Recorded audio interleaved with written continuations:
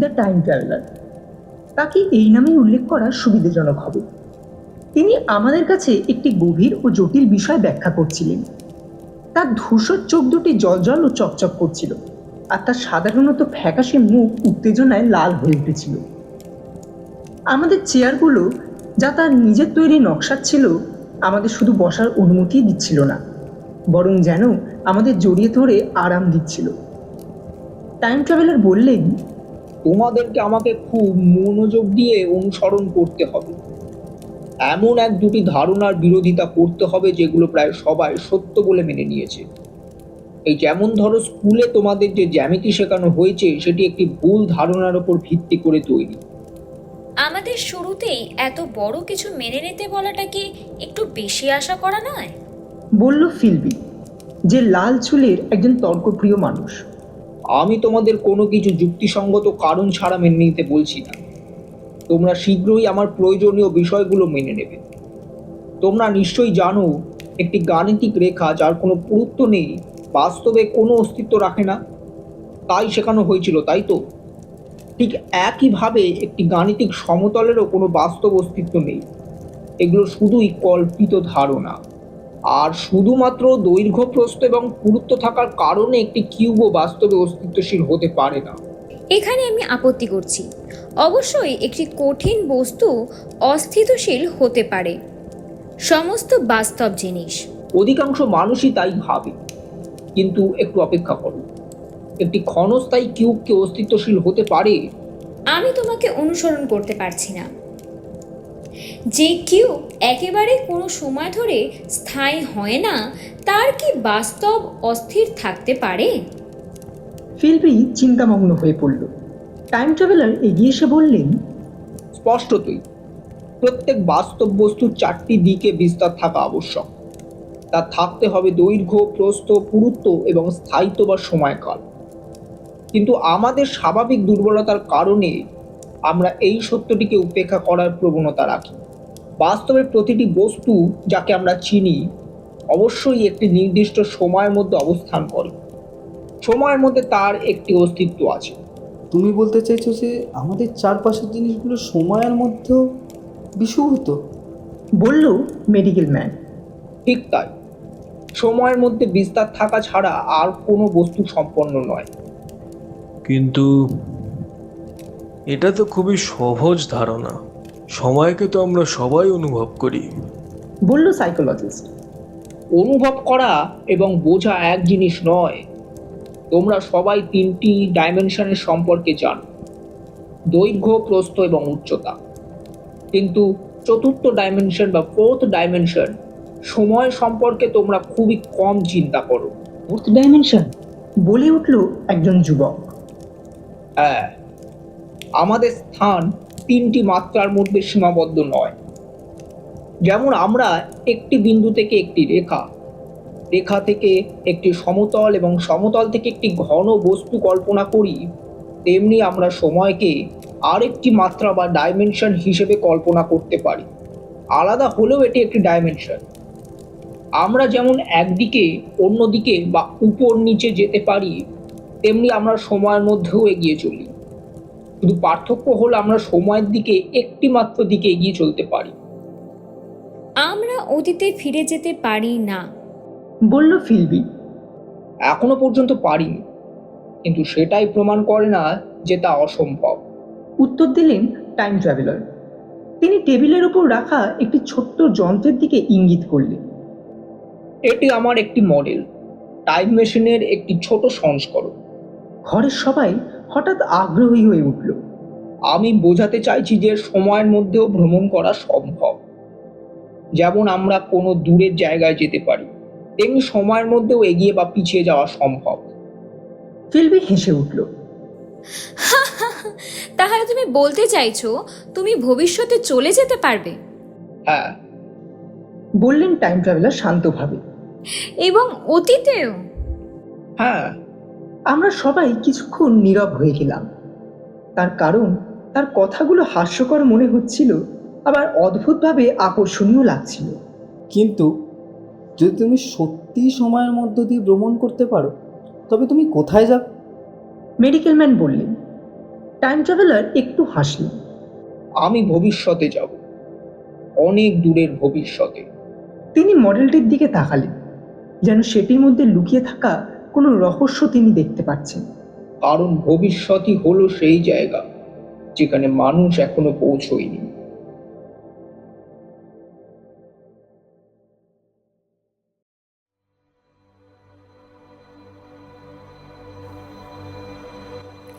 নমস্কার শ্রোতা বন্ধুরা, আমি সৈমি।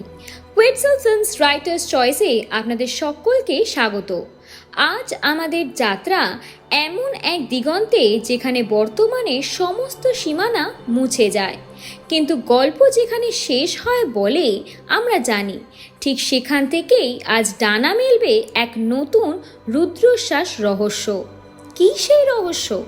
জানতে হলে শুনুন সায়েন্স ফিকশনের মহাগুরু H.G. ওয়েলসের সেই অমর সৃষ্টি দ্য টাইম মেশিন।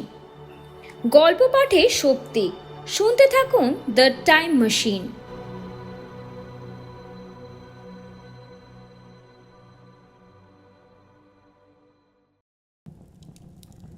কিন্তু তুমি কিভাবে নিশ্চিত যে এটা দিয়ে ভবিষ্যতে যাওয়া সম্ভব? জিজ্ঞেস করলো সাইকোলজিস্ট। কারণ যদি সময় একটি ডাইমেনশন হয়, তবে তার মধ্যেও আমাদের চলাচলের সম্ভাবনা থাকা উচিত। আমরা যেমন স্থানের মধ্যে ভ্রমণ করি, তেমনি সময়ের মধ্যেও ভ্রমণ করা উচিত, বললেন টাইম ট্রাভেলার। তিনি আবার মডেলটির দিকে তাকালেন। এই ছোট্ট যন্ত্রটি কেবল একটি প্রদর্শন। আসল টাইম মেশিন অনেক বড় এবং শক্তিশালী। এবং তুমি কি সত্যি এটি তৈরি করেছো? বলল মেডিকেল ম্যান। হ্যাঁ, টাইম ট্রাভেলার উত্তর দিলেন। আমরা সবাই তার দিকে তাকিয়ে রইলাম। তার কথার মধ্যে এমন এক ধরনের আত্মবিশ্বাস ছিল যা তাকে পাগল বলে উড়িয়ে দেওয়া কঠিন করে তুলেছিল। আমি তোমাদের এখনই এটা দেখাবো, তিনি বললেন। তিনি উঠে দাঁড়ালেন এবং পাশের ঘরের দিকে এগিয়ে গেলেন। আমরা তার পেছনে পেছনে গেলাম। সেখানে একটি অদ্ভুত যন্ত্র রাখা ছিল। এটি ছিল সূক্ষ্ম ধাতুর তৈরি একটি জটিল কাঠামো। তার মধ্যে ছিল স্ফটিকের মতো স্বচ্ছ অংশ, ছোট ছোট লিভার এবং অজানা ধরনের যন্ত্রাংশ। এই হলো আমার টাইম মেশিন। তিনি বললেন। ফিল্পি যন্ত্রটির চারপাশে ঘুরে দেখল। এটা দেখতে তো কোনো সাধারণ মেশিনের মতো নয়। কারণ এটি সাধারণ মেশিন নয়, বললেন টাইম ট্রাভেলার। তিনি যন্ত্রটির একটি ছোট অংশ স্পর্শ করলেন। এটি সময়ের মধ্যে চলাচল করবে। কিন্তু তুমি যদি এটিকে চালাও, তাহলে কি হবে? জিজ্ঞাসা করলো সেই যুবকটি। আমি অদৃশ্য হয়ে যাব। আমরা সবাই হাসলাম। আর তারপর? তারপর আমি ভবিষ্যতে কোনো এক সময় উপস্থিত হব। কিন্তু তুমি কি আবার ফিরে আসতে পারবে? আমি জিজ্ঞাসা করলাম। টাইম ট্রাভেলার কিছুক্ষণ চুপ করে রইলেন। এটি পরীক্ষা করতে হবে। তারপর তিনি আমাদের দিকে তাকালেন। বিজ্ঞান সবসময় পরীক্ষা এবং প্রমাণের মাধ্যমে এগিয়ে যায়। তিনি যন্ত্রটির পাশে দাঁড়িয়ে তার নিয়ন্ত্রণ অংশ দেখালেন। এই লিভারটি সময়ের গতি নিয়ন্ত্রণ করবে। যদি আমি এটিকে সামনে ঠেলে দিই, আমি ভবিষ্যতের দিকে যাব, আর পিছনে টানলে অতীতে? বলল সাইকোলজিস্ট। কারেক্ট। ঘরের মধ্যে আবার নীরবতা নেমে এলো। আমাদের মধ্যে কেউই পুরোপুরি বিশ্বাস করছিল না ব্যাপারটা, কিন্তু একই সঙ্গে আমরা কেউই চোখ সরাতে পারছিলাম না। কারণ আমাদের সামনে দাঁড়িয়ে ছিল এমন এক যন্ত্র যা হয়তো মানুষের ইতিহাসকে বদলে দিতে পারে। টাইম ট্রাভেলার মৃদু হেসে বললেন, তোমরা এখনো বিশ্বাস করছো না, তাই তো? খুব শীঘ্রই তোমরা নিজেরাই দেখতে পাবে। তিনি আবার ঘড়ির দিকে তাকালেন। আমার মনে হয় এখনই সেই সময় এসেছে। আমরা আবার ডাইনিং রুমে ফিরে এলাম। টাইম ট্রাভেলার আমাদের বসতে বললেন এবং নিজেও নিজের চেয়ারে বসলেন। তোমরা হয়তো ভাবছো আমি শুধু কল্পনা করছি, কিন্তু বিজ্ঞান কল্পনার মাধ্যমেই অনেক সময় সত্যের কাছে পৌঁছয়। তিনি টেবিলের ওপর রাখা একটা ছোট্ট টাইম মেশিনের দিকে ইঙ্গিত করলেন। এই মডেলটি খুব ছোট, কিন্তু এর নীতি আসল যন্ত্রে ব্যবহার করা হয়েছে। এটা কি এখন কাজ করবে? জিজ্ঞাসা করলো মেডিকেল ম্যান। হ্যাঁ, যদি তোমরা প্রস্তুত থাকো। আমরা সবাই আগ্রহ নিয়ে যন্ত্রটির দিকে তাকিয়ে রইলাম। টাইম ট্রাভেলার একটি ছোট্ট লিভার ধরলেন। এটি চালু করলে যন্ত্রটি সময়ের মধ্যে এগিয়ে যাবে। কিন্তু আমরা কি এটি দেখতে পাবো? জিজ্ঞেস করলো সাইকোলজিস্ট। তোমরা দেখতে পাবে এটি ধীরে ধীরে অদৃশ্য হয়ে যাচ্ছে। তিনি লিভারটি চাপ দিলেন। এক মুহূর্তের জন্য কিছুই ঘটল না। তারপর হঠাৎ যন্ত্রটির চারপাশে একটি অদ্ভুত কম্পন দেখা দিল। মনে হলো যেন বাতাসের মধ্যে কিছু পরিবর্তন হচ্ছে। ধাতব কাঠামোটি দ্রুত কাঁপতে লাগলো। তারপর যন্ত্রটি যেন মিলিয়ে গেল। আমরা হতবাক হয়ে তাকিয়ে রইলাম। এটা এটা কোথায় গেল? চিৎকার করে উঠল ফিলবি। টাইম ট্রাভেলার শান্তভাবে বললেন, এটি এখন সময়ের অন্য একটি বিন্দুতে রয়েছে। কিন্তু এটা তো আমাদের চোখের সামনে থেকে অদৃশ্য হয়ে গেল। কারণ এটি আমাদের বর্তমান সময় আর নেই। আমরা কেউ কোনো উত্তর দিতে পারলাম না। তারপর তিনি আবার বললেন, এখন তোমরা বুঝতে পারছো সময়ও একটি ডাইমেনশন।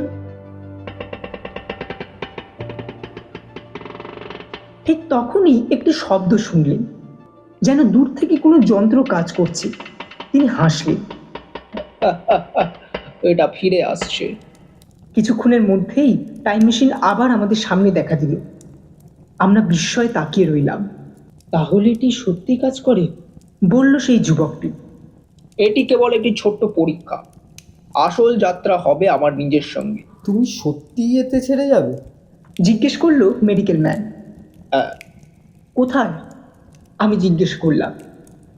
টাইম ট্রাভেলার জানলার বাইরে অন্ধকার রাতের দিকে তাকালেন। ভবিষ্যতে। ঘরের সবাই নীরব হয়ে গেল। আমার মনে হয় সেই সময় আমাদের মধ্যে কেউই টাইম মেশিনের উপর পুরোপুরি বিশ্বাস করতে পারিনি। আসল ব্যাপারটা ছিল এই যে টাইম ট্রাভেলার ছিলেন এমন এক ধরনের মানুষ যিনি বিশ্বাস করার পক্ষে বড্ড বেশি চতুর বা বুদ্ধিমান ছিলেন। আপনি কখনোই তার মনে সবটা বুঝতে পারতেন না। তার সহজ সরল ও স্পষ্টভাষী আচরণের আড়ালে সবসময় কোনো না কোনো গোপন উদ্দেশ্য বা চাতুর্য লুকিয়ে আছে বলে সন্দেহ হতো। যদি ফিলবি এই মডেলটি দেখাতেন এবং টাইম ট্রাভেলারের ভাষায় বিষয়টি ব্যাখ্যা করতেন, তবে আমাদের মনে সন্দেহ অনেক কম হতো। কারণ তখন আমরা তার উদ্দেশ্যটা বুঝতে পারতাম। একটা কসাইও ফিলবিকে বুঝতে পারত। কিন্তু টাইম ট্রাভেলারের স্বভাবের মধ্যে খেয়ালি মনোভাবের ছোঁয়া একটু বেশিই ছিল, আর তাই আমরা তাকে কিছুটা অবিশ্বাস করতাম। যে জিনিসগুলো একজন কম বুদ্ধিমান মানুষকে বিখ্যাত করে তুলতে পারত, তার হাতে এসে সেগুলো কেবলই হাতের জাদু বা চাতুর্য বলে মনে হতো। কোনো কাজ বড্ড সহজে করে ফেলাটা একটা মস্ত বড় ভুল। যারা তাকে গুরুত্ব সহকারে নিয়েছিলেন তারা কখনোই তার আচার ব্যবহার নিয়ে পুরোপুরি নিশ্চিন্ত হতে পারেনি। তারা কোনোভাবে বুঝতে পারতেন যে তার কাছে নিজেদের বিচার বুদ্ধির সুনাম সমর্পণ করা মানে ডিমের খোসা দিয়ে তৈরি করা চিনে মাটির পাত্র দিয়ে বাচ্চাদের খেলার ঘর সাজানোর মতো। তাই আমার মনে হয় না যে সেই বৃহস্পতিবার এবং তার পরের বৃহস্পতিবারের মধ্যবর্তী সময় আমরা কেউ টাইম ট্রাভেলিং নিয়ে খুব বেশি কথা বলেছি। যদিও এর অদ্ভুত সম্ভাবনাগুলি নিঃসন্দেহে আমাদের অধিকাংশরই মাথায় ঘুরপাক খাচ্ছিল। অর্থাৎ এর আপাতত বিশ্বাসযোগ্যতা ও বাস্তবিক অবিশ্বাস্য রূপ এবং এর ফলে তৈরি হওয়া কালানুক্রমিক অসঙ্গতি ও চরম বিশৃঙ্খলতার অদ্ভুত সব সম্ভাবনাগুলো আমাদের ভাবাচ্ছিল।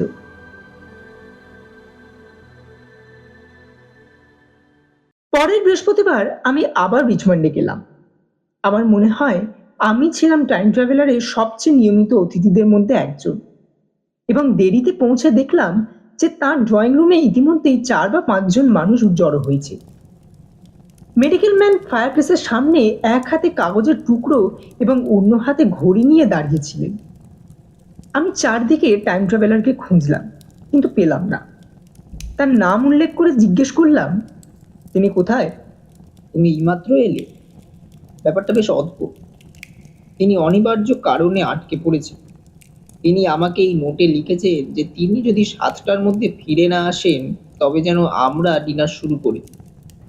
বলেছেন ফিরে এসে সব বুঝিয়ে বলবেন। ডিনারটা এইভাবে নষ্ট হতে দেওয়া সত্যি আফসোসের বিষয়। একটি সুপরিচিত দৈনিক পত্রিকার এডিটর বললেন। আর ঠিক তখনই ডাক্তার ঘন্টা বাজিয়ে পরিচারিকাকে ডাকলেন। ডাক্তার এবং আমি ছাড়া সাইকোলজিস্ট ছিলেন একমাত্র ব্যক্তি যিনি আগের ডিনারেও উপস্থিত ছিলেন। অন্য মানুষগুলো ছিলেন ব্ল্যাঙ্ক, সেই এডিটর, একজন নির্দিষ্ট সাংবাদিক এবং অন্যজন দাড়িওয়ালা একজন শান্ত লাজুক মানুষ যাকে আমি চিনতাম না, এবং আমার পর্যবেক্ষণ অনুযায়ী তিনি সারা সন্ধ্যায় একবারও মুখ খোলেননি। ডিনার টেবিলে টাইম ট্রাভেলারের অনুপস্থিতি নিয়ে বেশ কিছু জল্পনা কল্পনা চলছিল, এবং আমি কিছুটা রসিকতার ছলে টাইম ট্রাভেলিং এর প্রসঙ্গটা তুললাম। এডিটর সাহেব বিষয়টি বুঝতে চাইলেন, এবং সাইকোলজিস্ট গত সপ্তাহে আমাদের দেখা সেই চতুর প্যারাডক্স ও ট্রিকের একটি কাঠখোট্টা বিবরণ দিতে রাজি হলেন। তিনি যখন তার ব্যাখ্যার ঠিক মাঝপথে, ঠিক তখনই করিডোরের দরজাটি ধীরে ধীরে নিঃশব্দে খুলে গেল। আমি দরজার মুখোমুখি বসেছিলাম এবং আমি প্রথম এটি লক্ষ্য করলাম। হ্যালো, আমি বললাম। যাক, অবশেষে। আর দরজাটি আরো চওড়া হয়ে খুলে গেল এবং আমাদের সামনে স্বয়ং টাইম ট্রাভেলার এসে দাঁড়ালেন। আমি অবাক হয়ে চিৎকার করে উঠলাম, হে ভগবান, একে তোমার কি হয়েছে?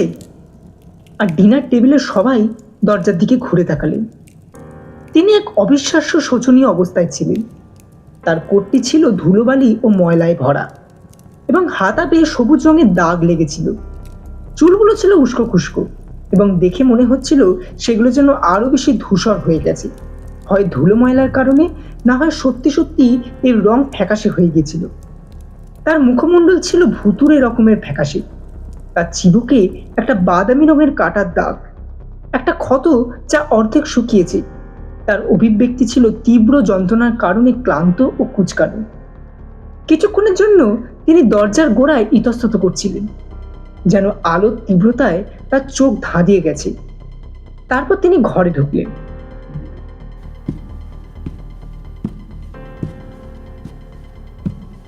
ঠিক তেমন ভাবে খুঁড়িয়ে খুঁড়িয়ে হাঁটছিলেন যেমনটা আমি পায়ে চোট পাওয়া পথচারী বা ভবগুরুদের হাঁটতে দেখেছি। আমরা নীরবে তার দিকে চেয়ে রইলাম, আশা করছিলাম তিনি কিছু বলবেন, কিন্তু তিনি একটি কথাও বললেন না, বরং যন্ত্রণার সাথে টেবিলের দিকে এগিয়ে এলেন এবং মদের দিকে হাত বাড়িয়ে ইশারা করলেন।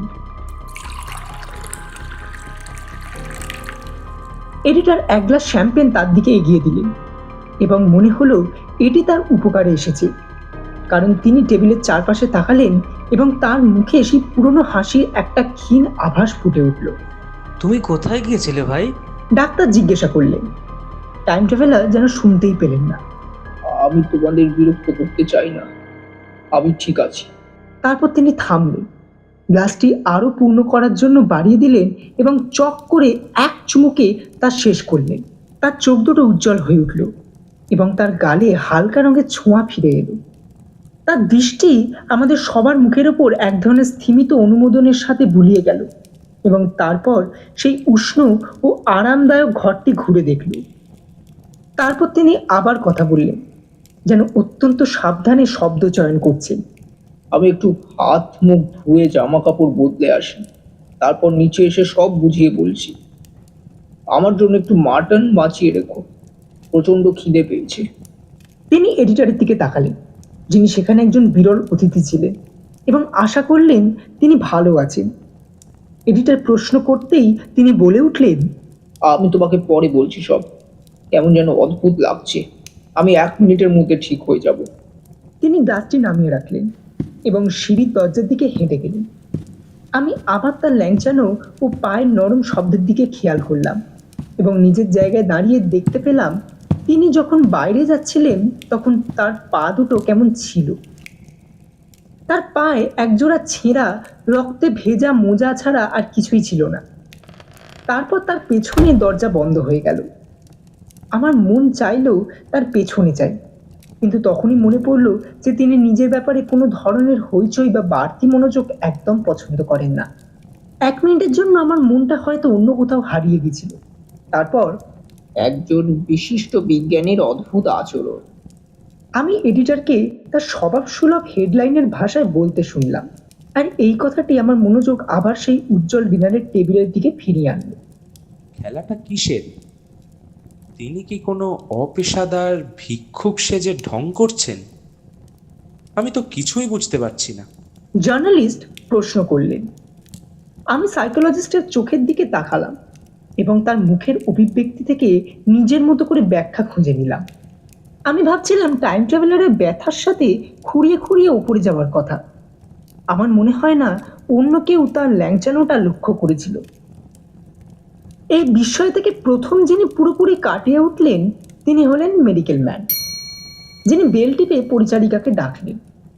ঠিক তখনই এডিটর একটা শব্দ করে তার ছুরি ও কাঁটা চামচের দিকে মনোযোগ দিলেন এবং সেই শান্ত লাজুক মানুষটিও তাকে অনুকরণ করলেন। ডিনার আবার শুরু হলো। কিছুক্ষণের জন্য কথাবার্তাগুলো ছিল কেবলই বিস্ময়সূচক, মাঝে মাঝে ছিল নীরবতা, আর তারপর এডিটরের কৌতূহল তীব্র হয়ে উঠল। আমাদের বন্ধু কি রাস্তা পারাপার করে তার সামান্য আয় বাড়ানোর চেষ্টা করছেন, নাকি তার ওপর নেবুসাদ নাজারের দশা ভর করেছে? তিনি জিজ্ঞেস করলেন। আমি নিশ্চিত এটা টাইম মেশিনের ব্যাপার, আমি বললাম, এবং সাইকোলজিস্টের সাথে আমাদের আগের সাক্ষাতের বিবরণটি তুলে ধরলাম। নতুন অতিথিরা স্পষ্টতই অবিশ্বাস্য চোখে তাকালেন। এডিটর আপত্তি তুললেন। কি ছিল সেই টাইম ট্রাভেলিং? একটা মানুষ তো আর প্যারাডক্সের মধ্যে গড়াগড়ি খেয়ে নিজেকে ধুলোবালিতে মাখিয়ে ফেলতে পারে না, আরে কি? তারপর যখন আইডিয়াটা তার মাথায় এলো, তিনি ব্যঙ্গচিত্রে আশ্রয় নিলেন। ভবিষ্যতে কি জামা কাপড় পরিষ্কার করার কোনো ব্রাশ ছিল না? জার্নালিস্ট কোনো মতে এই ব্যাপারটা বিশ্বাস করতে চাইলেন না এবং এডিটরের সাথে যোগ দিয়ে পুরো ব্যাপারটাকে চরম উপহাস করতে লাগলেন। তারা দুজনেই ছিলেন নতুন যুগের সাংবাদিক, খুবই আমোদের শ্রদ্ধাহীন তরুণ দল। আমি বলছি, এডিটর রসিকতার ছলে বললেন, মানে তোমরা যারা বলছো যে তুমি আগামী সপ্তাহের মাঝামাঝি সময়ে ট্রাভেল করে ঘুরে এসেছো, আমাদের সেই লিটল রোজবেরি সম্পর্কে কিছু বলো তো। বলবে এটার জন্য তুমি কত দাম নেবে? টাইম ট্রাভেলার কোনো কথা না বলে তার জন্য সংরক্ষিত আসনে এসে বসলেন। তিনি তার সেই পুরনো কায়দায় মৃদু হাসলেন। আমার মটনটা কোথায়? তিনি বললেন। গল্প? এডিটর চিৎকার করে উঠলেন। আরে ধুর, গল্পের মুখে ছাই, আমি কিছু খেতে চাই। আমার ধমনীতে পুষ্টি না পৌঁছানো পর্যন্ত আমি একটি শব্দ বলবো না। থ্যাংক ইউ, আমাকে একটু লবণটা পাস করো তো।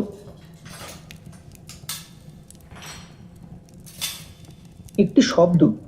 আমি বললাম, তুমি কি টাইম ট্রাভেলিং করছিলে? মুখে খাবার নিয়েই মাথা নেড়ে বললেন টাইম ট্রাভেলার। আমি হুবহু নোট নেওয়ার জন্য প্রস্তুত, প্রতি লাইনে 1 শিলিং করে দিতে রাজি আছি। টাইম ট্রাভেলার তার গ্লাসটি সেই শান্ত মানুষটির দিকে এগিয়ে দিলেন এবং তার নখ দিয়ে গ্লাসে টোকা দিয়ে শব্দ করলেন, যা দেখে সেই শান্ত মানুষটি, যিনি এতক্ষণ ধরে তার মুখের দিকে তাকিয়েছিলেন, আচমকা চমকে উঠে তার গ্লাসে মদ ঢেলে দিলেন। ডিনারের বাকি সময়টুকু বেশ অস্বস্তিকর ছিল। আমার নিজের দিক থেকে বলতে গেলে হঠাৎ করেই অজস্র প্রশ্ন আমার ঠোঁটের ডগায় চলে এসেছিল এবং আমি নিশ্চিত অন্যদের অবস্থাও ঠিক তেমনই ছিল। টাইম ট্রাভেলার তার সমস্ত মনোযোগ খাবারের দিকে নিবদ্ধ রাখলেন এবং একজন ক্ষুধার্ত ভবঘুরের মতো ক্ষুধা প্রদর্শন করলেন। মেডিকেল ম্যান সিগারেট খাচ্ছিলেন এবং চোখের পলক আড়াল করে টাইম ট্রাভেলারকে দেখছিলেন। সেই শান্ত মানুষটি স্বাভাবিকের চেয়েও বেশি আনাড়ি লাগছিল এবং তিনি স্রেফ চরম স্নায়বিক উত্তেজনার কারণে নিয়মিত বিরতিতে শ্যাম্পেন পান করে যাচ্ছিলেন। অবশেষে টাইম ট্রাভেলার মুখ খুললেন এবং আমাদের দিকে তাকালেন। ওহ, আই এম সরি। আমার মনে হয় আমার ক্ষমা চাওয়া উচিত। আমি প্রচণ্ড ক্ষুধার্ত ছিলাম। আমি এক অসাধারণ সময় কাটিয়ে এসেছি। তিনি একটি চুরুট নেওয়ার জন্য হাত বাড়ালেন এবং শেষ প্রান্তটি কাটলেন। তবে এখানে নয়, স্মোকিং রুমে এসো। নোংরা তেল ছিটে প্লেটের সামনে দাঁড়িয়ে বলার মতো এত বড় গল্প এটি নয়। আর যাওয়ার সময় বেল টিপে পরিচারিকাকে ইশারা করে তিনি পাশের ঘরের দিকে পথ দেখালেন। তুমি ব্ল্যাঙ্ক, ড্যাশ এবং চোজকে এই মেশিনটি সম্পর্কে বলেছো? তিনি আরামকে দ্বারায় হেলান দিয়ে এবং 3 জন নতুন অতিথির নাম উল্লেখ করে জিজ্ঞাসা করলেন আমাকে। কিন্তু এই জিনিসটা তো স্রেফ একটা প্যারাডক্স।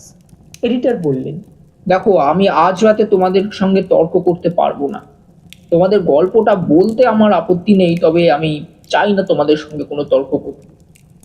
আমি বলবো, তোমাদের ইচ্ছে হয় তবে আমি আমার সাথে যা যা ঘটেছে তার সবটা বলবো, তবে তোমরা কোনো রকম বাধা দিতে পারবে না। আমি এটা বলতে চাই, খুব খারাপভাবে বলতে চাই, এর বেশিরভাগ অংশই মিথ্যের মতো শোনাবে। তা যাই হোক, এটা সত্য, এর প্রতিটি শব্দ সত্য। আমি আজ বিকেল 4টে আমার ল্যাবরেটরিতে ছিলাম এবং তারপর থেকে আমি 8টা দিন বেঁচেছি। এমন সব দিন যা এর আগে কোনো মানুষের ভাগ্যে জুটেনি। আমি প্রায় ক্লান্ত হয়ে পড়েছি, কিন্তু তোমাদের কাছে এই পুরো ব্যাপারটা না বলা পর্যন্ত আমি ঘুমোতে পারবো না। তারপর আমি ঘুমোতে যাব, কিন্তু কোনো বাধা দেয়া চলবে না। রাজি তো? রাজি, এডিটর বললেন, আর এরই সাথে টাইম ট্রাভেলার তার গল্প শুরু করলেন।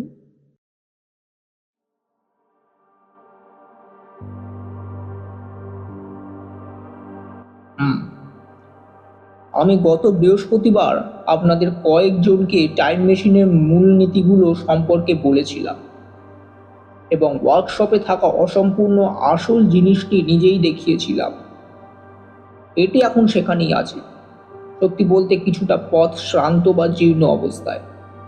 হাতির দাঁতের বারগুলো একটিতে ফাটল ধরেছে এবং একটি পিতলের রেল বেঁকে গেছে, তবে এর বাকি অংশ বেশ ভালো অবস্থাতেই আছে। আমি আশা করেছিলাম এটি শুক্রবারের মধ্যে শেষ করব, কিন্তু শুক্রবারে যখন জোড়া লাগানোর কাজ প্রায় শেষের দিকে, আমি দেখলাম যে নিকেলের বারগুলোর একটি ঠিক 1 ইঞ্চি ছোট হয়ে গেছে এবং এটি আমাকে আবার নতুন করে তৈরি করিয়ে আনতে হয়েছিল। যার ফলে জিনিসটি আজ সকালের আগে সম্পূর্ণ হয়নি। আজ সকাল 10টার সময় প্রথম কোনো টাইম মেশিন যাত্রা শুরু করেছিল। আমি এটিকে শেষ একটি আলতো টোকা দিলাম, স্ক্রুগুলো আবার পরীক্ষা করলাম, কোয়ার্টার্স রডের ওপর আরও 1 ফোঁটা তেল দিলাম এবং স্যাডেলে গিয়ে বসলাম। আমার মনে হয় একজন আত্মহত্যাকারী যে নিজের মাথায় পিস্তল ঠেকিয়ে রাখে, সে পরবর্তী মুহূর্তের পরিণতি নিয়ে ঠিক যে ধরনের বিস্ময়ে উত্তেজনা অনুভব করে, আমিও তখন ঠিক তেমনই অনুভব করছিলাম। আমি এক হাতে স্টার্ট করার লিভার এবং অন্য হাতে থামানোর লিভারটি নিলাম। প্রথমটি চাপলাম এবং প্রায় সাথে সাথেই দ্বিতীয়টি চাপলাম। মনে হলো আমি যেন চক্কর খাচ্ছি।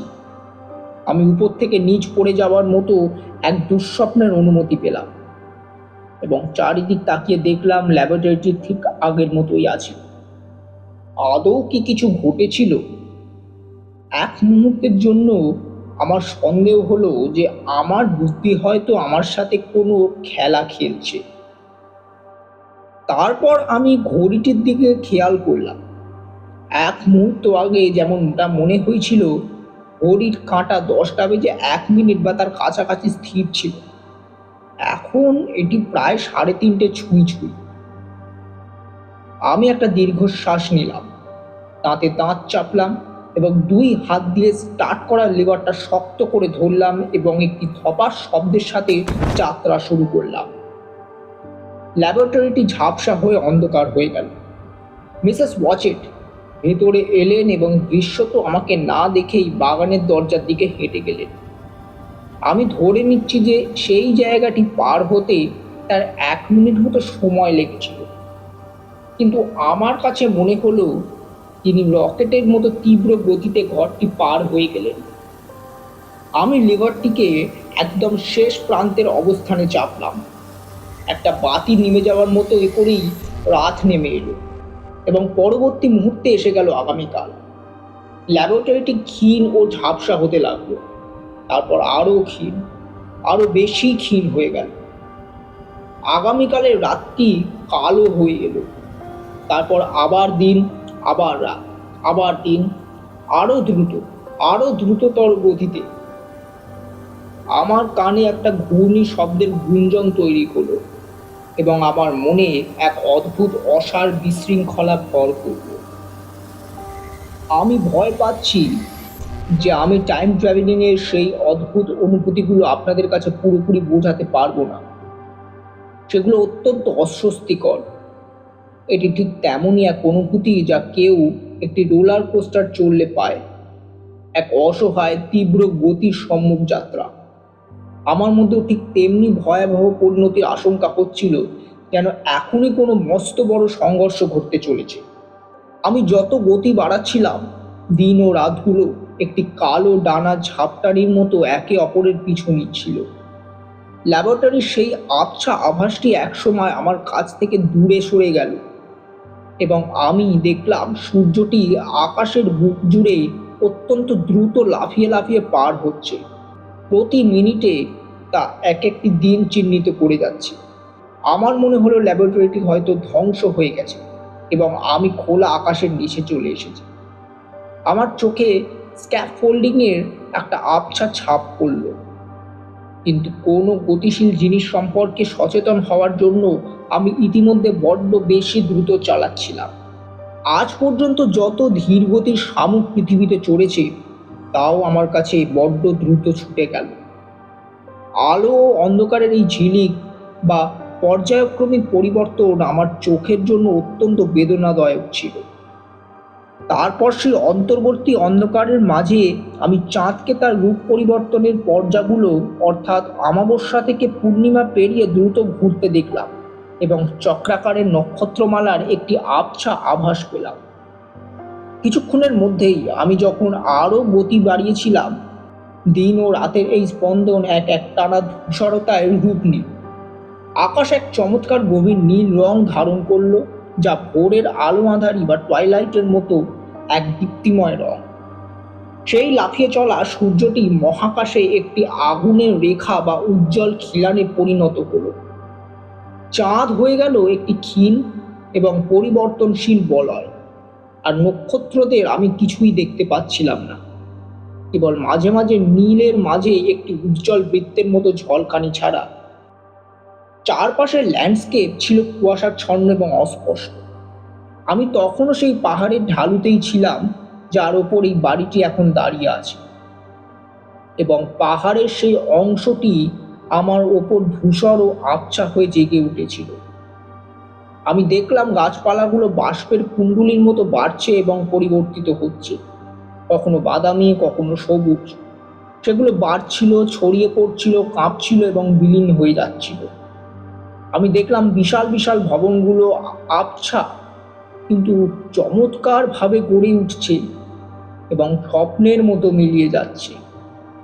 পৃথিবীর পুরো উপর ভাগটি যেন পরিবর্তিত হয়ে যাচ্ছিল, আমার চোখের সামনেই গলে এবং বয়ে যাচ্ছিল। ডায়ালের ওপর ছোট কাঁটাগুলো যা আমার গতি নথিভুক্ত করছিল আরো দ্রুত এবং আরো দ্রুততর গতিতে চলছিল। কিছুক্ষণের মধ্যেই আমি লক্ষ্য করলাম যে সূর্যের বলয়টি 1 মিনিট বা তার চেয়ে কম সময়ের মধ্যে কর্কট ক্রান্তি থেকে মকর ক্রান্তির দিকে দুলছে, এবং ফলস্বরূপ আমার গতিবেগ ছিল প্রতি মিনিটে 1 বছরেরও বেশি।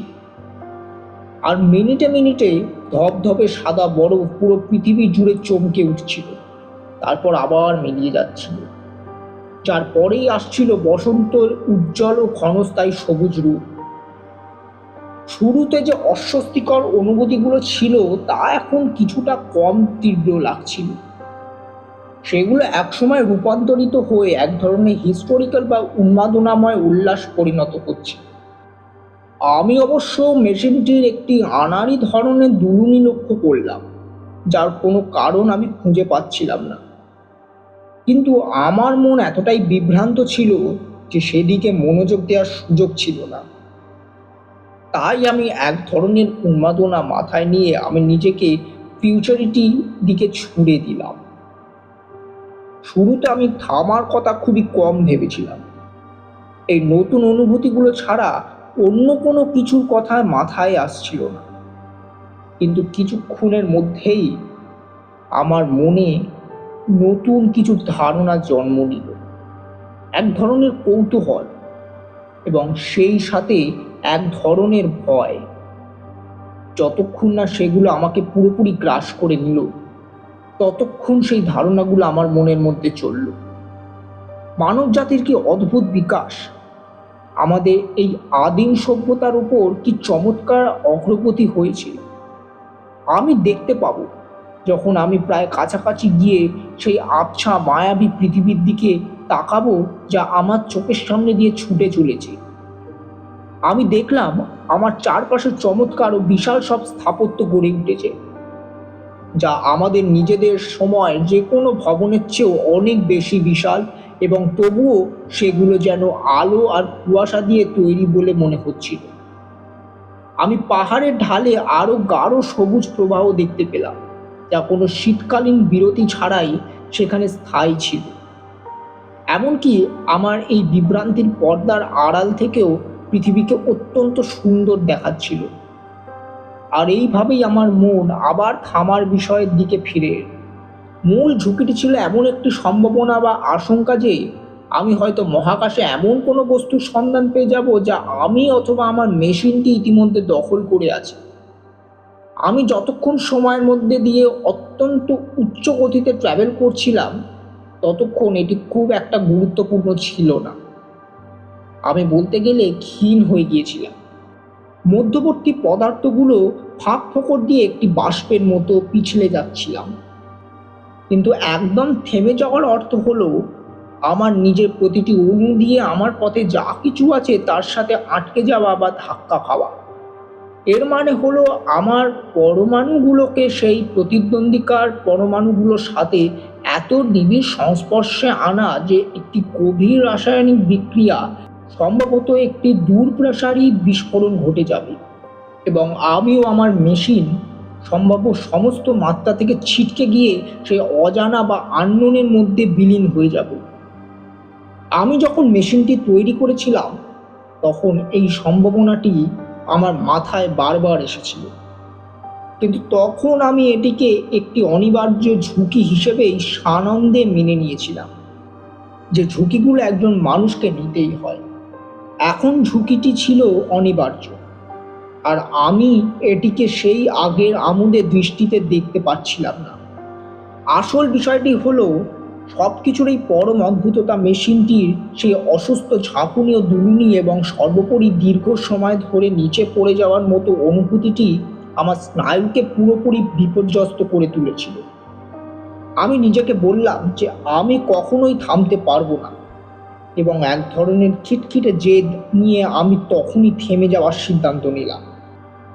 একজন অধৈর্য বোকার মতো আমি লিভারটি টানলাম, আর সাথে সাথেই জিনিসটি উল্টে গেল, আর আমি বাতাসের মধ্যে দিয়ে মাথা থুবড়ে ছিটকে পড়লাম।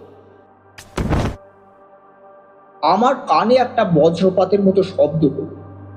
আমি হয়তো এক মুহূর্তের জন্য স্তব্ধ হয়ে গিয়েছিলাম। একটি নিষ্ঠুর শিলাবৃষ্টি আমার চারপাশে হিসহিস করে শব্দ করছে, এবং আমি উল্টে যাওয়া মেশিনটির সামনে একটি নরম ঘাসের ওপর বসেছিলাম। তখনও সবকিছু ধূসর দেখাচ্ছিল, কিন্তু কিছুক্ষণের মধ্যেই আমার কানে সেই বিভ্রান্তির ভন ভন শব্দটা এলো। আমি চারিদিকে তাকালাম। আমার মনে হলো আমি একটি বাগানের ছোট্ট ল্যাপের ওপর আছি, যা রোডোডেনড্রন ঝোপ দিয়ে ঘেরা, এবং আমি লক্ষ্য করলাম যে শিলাবৃষ্টির আঘাতে তাদের হালকা বেগুনি ও বেগুনি রঙের ফুলগুলো ঝরে পড়েছে। সেই লাফিয়ে পড়া নাচতে থাকা শিলাখণ্ডগুলি মেশিনটির উপর একটি মেঘের মতো ঝুলেছিল এবং ধোঁয়ার মতো মাটির উপর দিয়ে ছুটে যাচ্ছিল। এক মুহূর্তের মধ্যে আমি একদম ভিজে একাকার হয়ে গেলাম। আমি বললাম, চমৎকার আতিথেয়তা এমন একজন মানুষের জন্য যিনি আপনাদের দেখতে অসংখ্য বছর ট্রাভেল করে এসেছে। কিছুক্ষণের মধ্যেই আমার মনে হলো ভিজে যাওয়ার জন্য আমি কত বড় বোকা। আমি উঠে দাঁড়ালাম এবং চারিদিকে তাকালাম। একটি বিশাল আকৃতি, যা স্পষ্টতই কোনো সাদা পাথর খোদাই করে তৈরি। কুয়াশাচ্ছন্ন শিলাবৃষ্টির ওপর থেকে রডভেন্ডন ঝোপের আড়ালে অস্পষ্টভাবে দেখা যাচ্ছে, কিন্তু পৃথিবীর বাকি সবকিছুই ছিল অদৃশ্য। আমার অনুভূতিগুলো বর্ণনা করা বেশ কঠিন হবে। শিলাবৃষ্টির স্তরগুলো যত পাতলা হয়ে আসছিল, আমি সেই সাদা আকৃতিটিকেও আরো স্পষ্ট দেখতে পাচ্ছিলাম। এটি ছিল আরো বড়, কারণ একটি রূপালী বাজ গাছ তার কাঁধ স্পর্শ করেছিল। এটি ছিল সাদা মার্বেল পাথরের তৈরি, আকৃতিতে অনেকটা ডানাওয়ালা স্ফিংসের মতো, কিন্তু ডানাগুলো পাশে সোজা থাকার পরিবর্তে এমনভাবে ছড়ানো ছিল যেন মনে হচ্ছিল সেটি বাতাসে ভাসছে। এই পেডিস্টাল আমার কাছে ব্রোঞ্জের তৈরি বলে মনে হলো, এবং তা ছিল মূর্ছে পড়া বা সবুজ দাগে ভরা। ঘটনাচক্রের মুখটি আমার দিকেই ফেরানো ছিল। এই দৃষ্টিহীন চোখ দুটো যেন আমাকে লক্ষ্য করছে। এর ঠোঁটে একটি হাসির ক্ষীণ ছায়া ছিল। এটি আবহাওয়ার কারণে বেশ জীর্ণ হয়ে গিয়েছিল এবং তা এক ধরনের অস্বস্তিকর রোগের আভাস দিচ্ছিল। আমি বেশ কিছুক্ষণ সেটার দিকে তাকিয়ে রইলাম, হয়তো আধা মিনিট বা আধা ঘন্টা। শিলাবৃষ্টির পর্দা ঘন বা পাতলা হওয়ার সাথে সাথে মনে হচ্ছিল সেটি যেন কখনো সামনে এগিয়ে আসছে, আবার কখনো পিছিয়ে যাচ্ছে। অবশেষে আমি এক মুহূর্তের জন্য সেখান থেকে চোখ সরিয়ে নিলাম এবং দেখলাম যে শিলাবৃষ্টির সেই পর্দাটি পাতলা হয়ে এসেছে এবং আকাশে সূর্যের প্রতিশ্রুতি নিয়ে উজ্জ্বল হয়ে উঠেছে।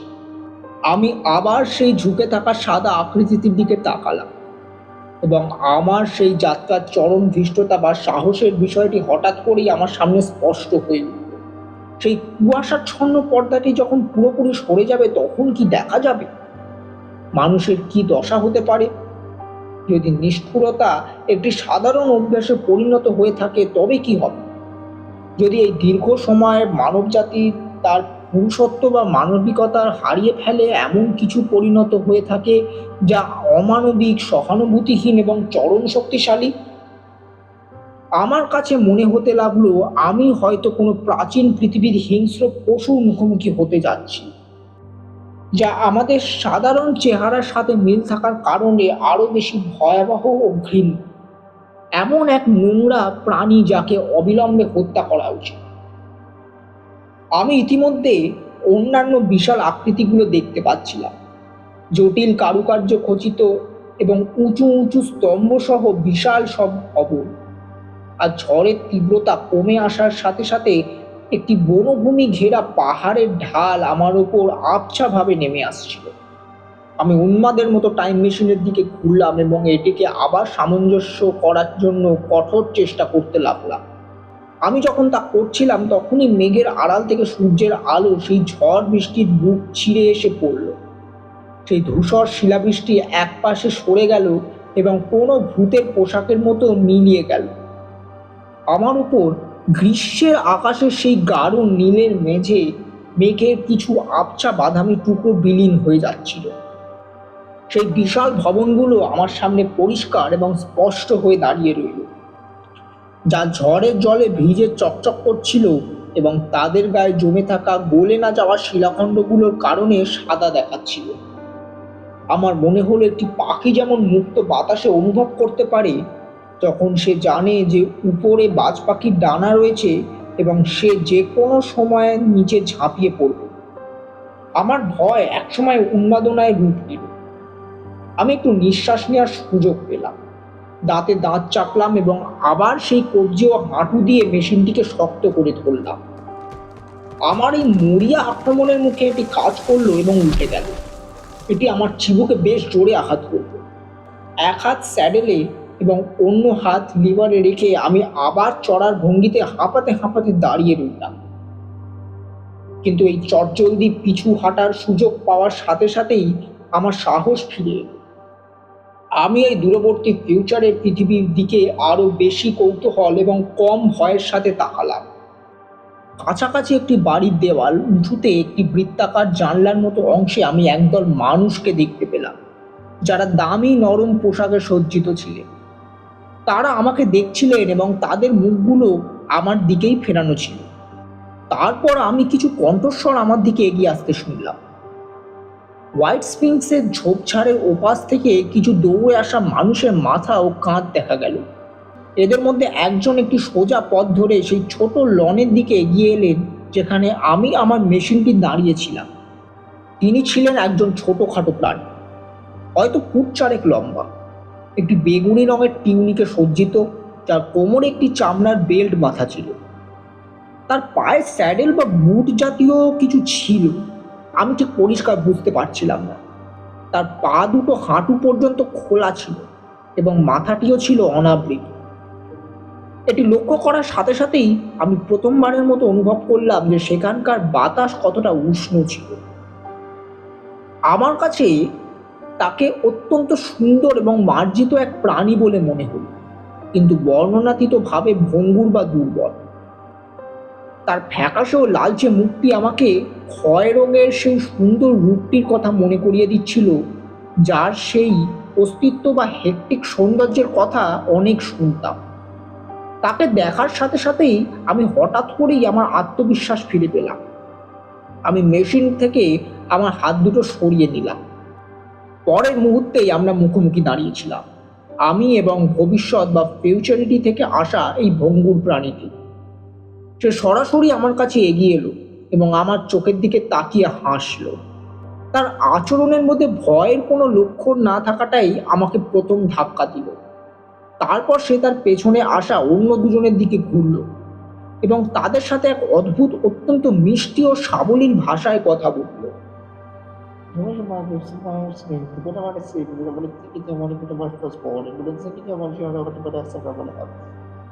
সেখানে আরো অনেকেই আসছিল এবং কিছুক্ষণের মধ্যেই চমৎকার এই প্রাণীদের প্রায় ৮ বা ১০ জনের একটি ছোট দল আমাকে ঘিরে ধরল। তাদের মধ্যে একজন আমাকে উদ্দেশ্য করে কিছু বলল। অদ্ভুতভাবে আমার মাথায় এলো যে আমার গলার আওয়াজ তাদের তুলনায় বড্ড বেশি কর্কশ এবং গম্ভীর ছিল। তাই আমি মাথা নাড়লাম এবং নিজের কানের দিকে ইশারা করে আবারও মাথা নাড়লাম। সে এক পা এগিয়ে কিছুটা ইতস্তত করলো এবং তারপর আমার হাত স্পর্শ করলো। তখনই আমি আমার পিঠে এবং কাঁধে অন্য কিছু নরম ছোট ছোট আঙুলের মতো স্পর্শ অনুভব করলাম। তারা নিশ্চিত হতে চাইছিল যে আমি বাস্তব না সত্যি কিনা। এর মধ্যে মোটেও ভীতিজনক কিছু ছিল না। প্রকৃতপক্ষে সুন্দর ছোট মানুষগুলির মধ্যে এমন কিছু ছিল যা আত্মবিশ্বাস যোগাচ্ছিল, এক মার্জিত নম্রতা এবং এক ধরনের শিশুর মতো সহজ ভাব।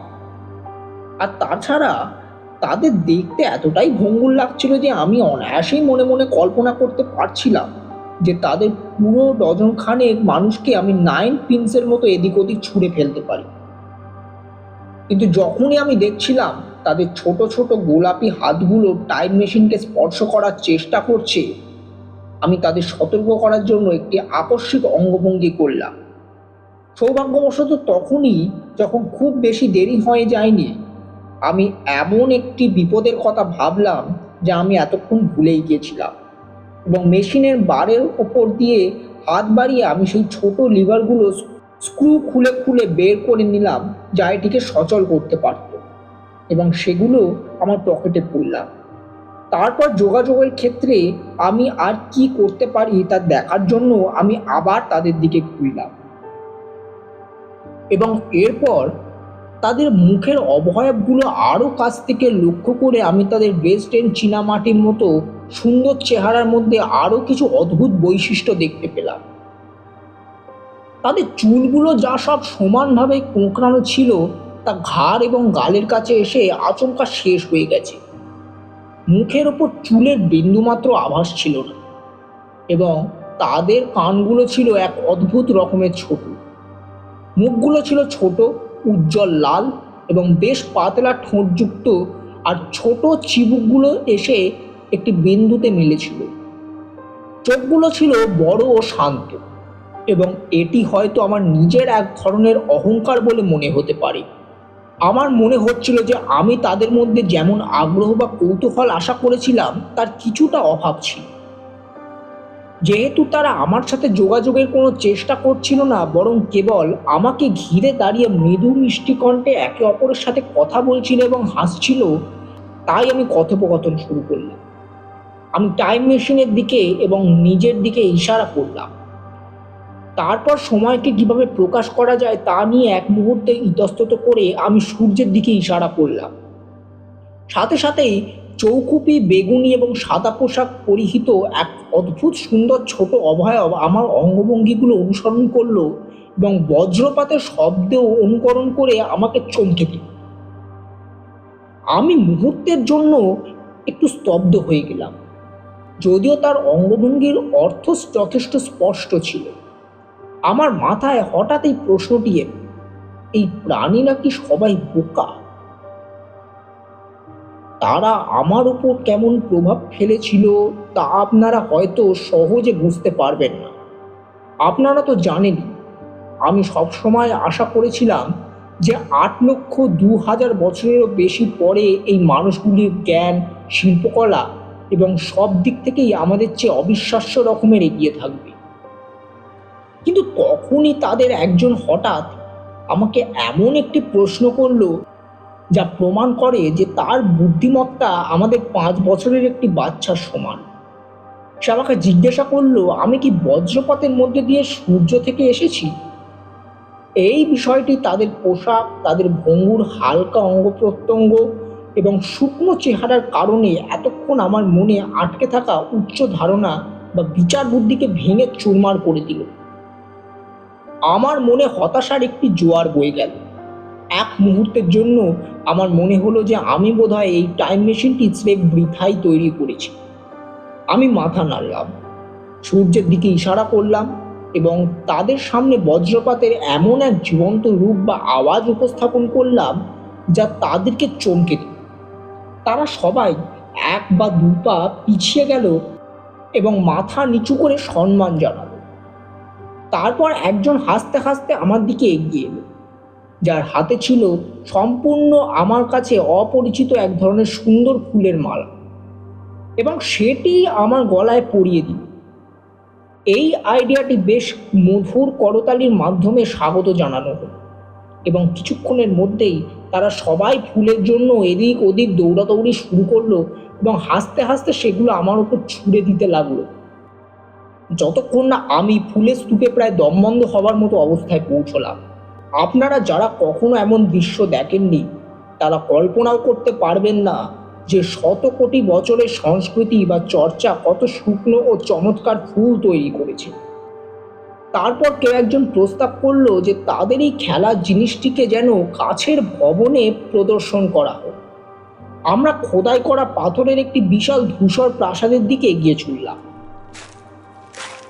আমি যখন তাদের সাথে যাচ্ছিলাম তখন একটি গম্ভীর এবং উচ্চ বুদ্ধি সম্পন্ন ভবিষ্যৎ বংশধরদের নিয়ে আমার সে আত্মবিশ্বাসী প্রত্যাশার স্মৃতি আমার মনে এক অপ্রতিরোধ্য হাসির খোরাক জাগাল। ভবনটিতে একটি বিশাল প্রবেশদ্বার ছিল এবং তা ছিল সামগ্রিকভাবে এক বিশাল আকৃতি।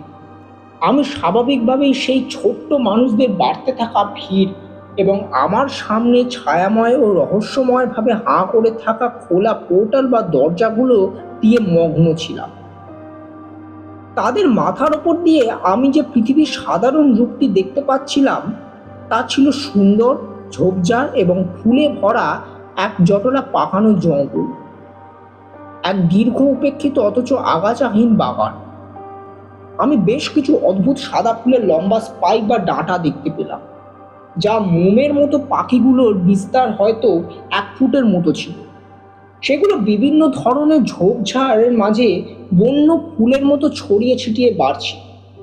কিন্তু আমি যেমনটা আগেই বলেছি, এই সময় আমি সেগুলোকে খুব কাছ থেকে পরীক্ষা করে দেখিনি।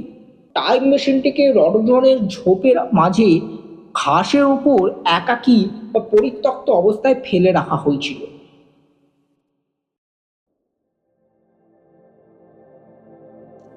দরজার আর্চ বা খিলানটি ছিল অত্যন্ত সুন্দরভাবে খোদাই করা।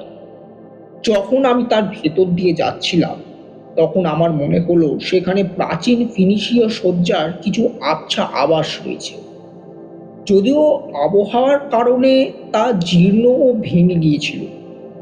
দরজায় উজ্জ্বল পোশাক পরিহিত কিছু মানুষের সাথে আমার দেখা হলো। 19বিংশ শতাব্দীর জীর্ণ পোশাকে সজ্জিত আমাকে তাদের মাঝে অত্যন্ত অদ্ভুত লাগছিল। আমার চারপাশে ছিল উজ্জ্বল ও নরম রঙের পোশাক পরিহিত এবং চকচকে সাদা অঙ্গ প্রত্যঙ্গের মানুষের এক ঘূর্ণায়মান ভিড়, যারা হাসি এবং আনন্দময় কথার মধুর গুঞ্জন তৈরি করেছিল। সেই বিশাল তোরণটি একটি সমানুপাতিক বড় হলের মধ্যে দিয়ে খুলল, যা বাদামি রঙের কাপড়ে ঢাকা ছিল। ছাদটি ছিল অন্ধকারে ছায়াবৃত এবং জানলাগুলো আংশিকভাবে রঙিন কাঁচ দিয়ে ঘেরা ছিল, যা একটি মৃদু আলো ভেতরে আসতে দিচ্ছিল। মেঝেটি তৈরি হচ্ছিল কোনো এক অত্যন্ত সাদা ধাতুর বিশাল বিশাল ব্লক দিয়ে। দীর্ঘ অতীত প্রজন্মের অনবরত যাতায়াতের কারণে সেই ধাতব মেঝে এতটাই জীর্ণ হয়ে গিয়েছিল যে বেশি ব্যবহৃত পথগুলোর মাঝে গভীর নালার মতো তৈরি হয়েছিল। হলের দৈর্ঘ্য বরাবর পালিশ করা পাথরের স্ল্যাব দিয়ে তৈরি অসংখ্য টেবিল ছিল, যা মেঝে থেকে একমাত্র 1 ফুটের মতো উঁচু ছিল এবং সেগুলোর ওপরে ছিল বড় ফুলের স্তূপ। কিছু ফলকে আমি বড় আকৃতির জর্জবেরি এবং কমলার মতো বলে চিনতে পারলাম, তবে বেশিরভাগই ছিল সম্পূর্ণ অদ্ভুত ও অপরিচিত। টেবিলগুলোর মাঝে ছড়িয়ে ছিটিয়ে ছিল প্রচুর সংখ্যার কুশন বা গদি। আমার পথপ্রদর্শকরা সেগুলোর ওপর বসে পড়ল এবং আমাকে বসার জন্য ইশারা করল।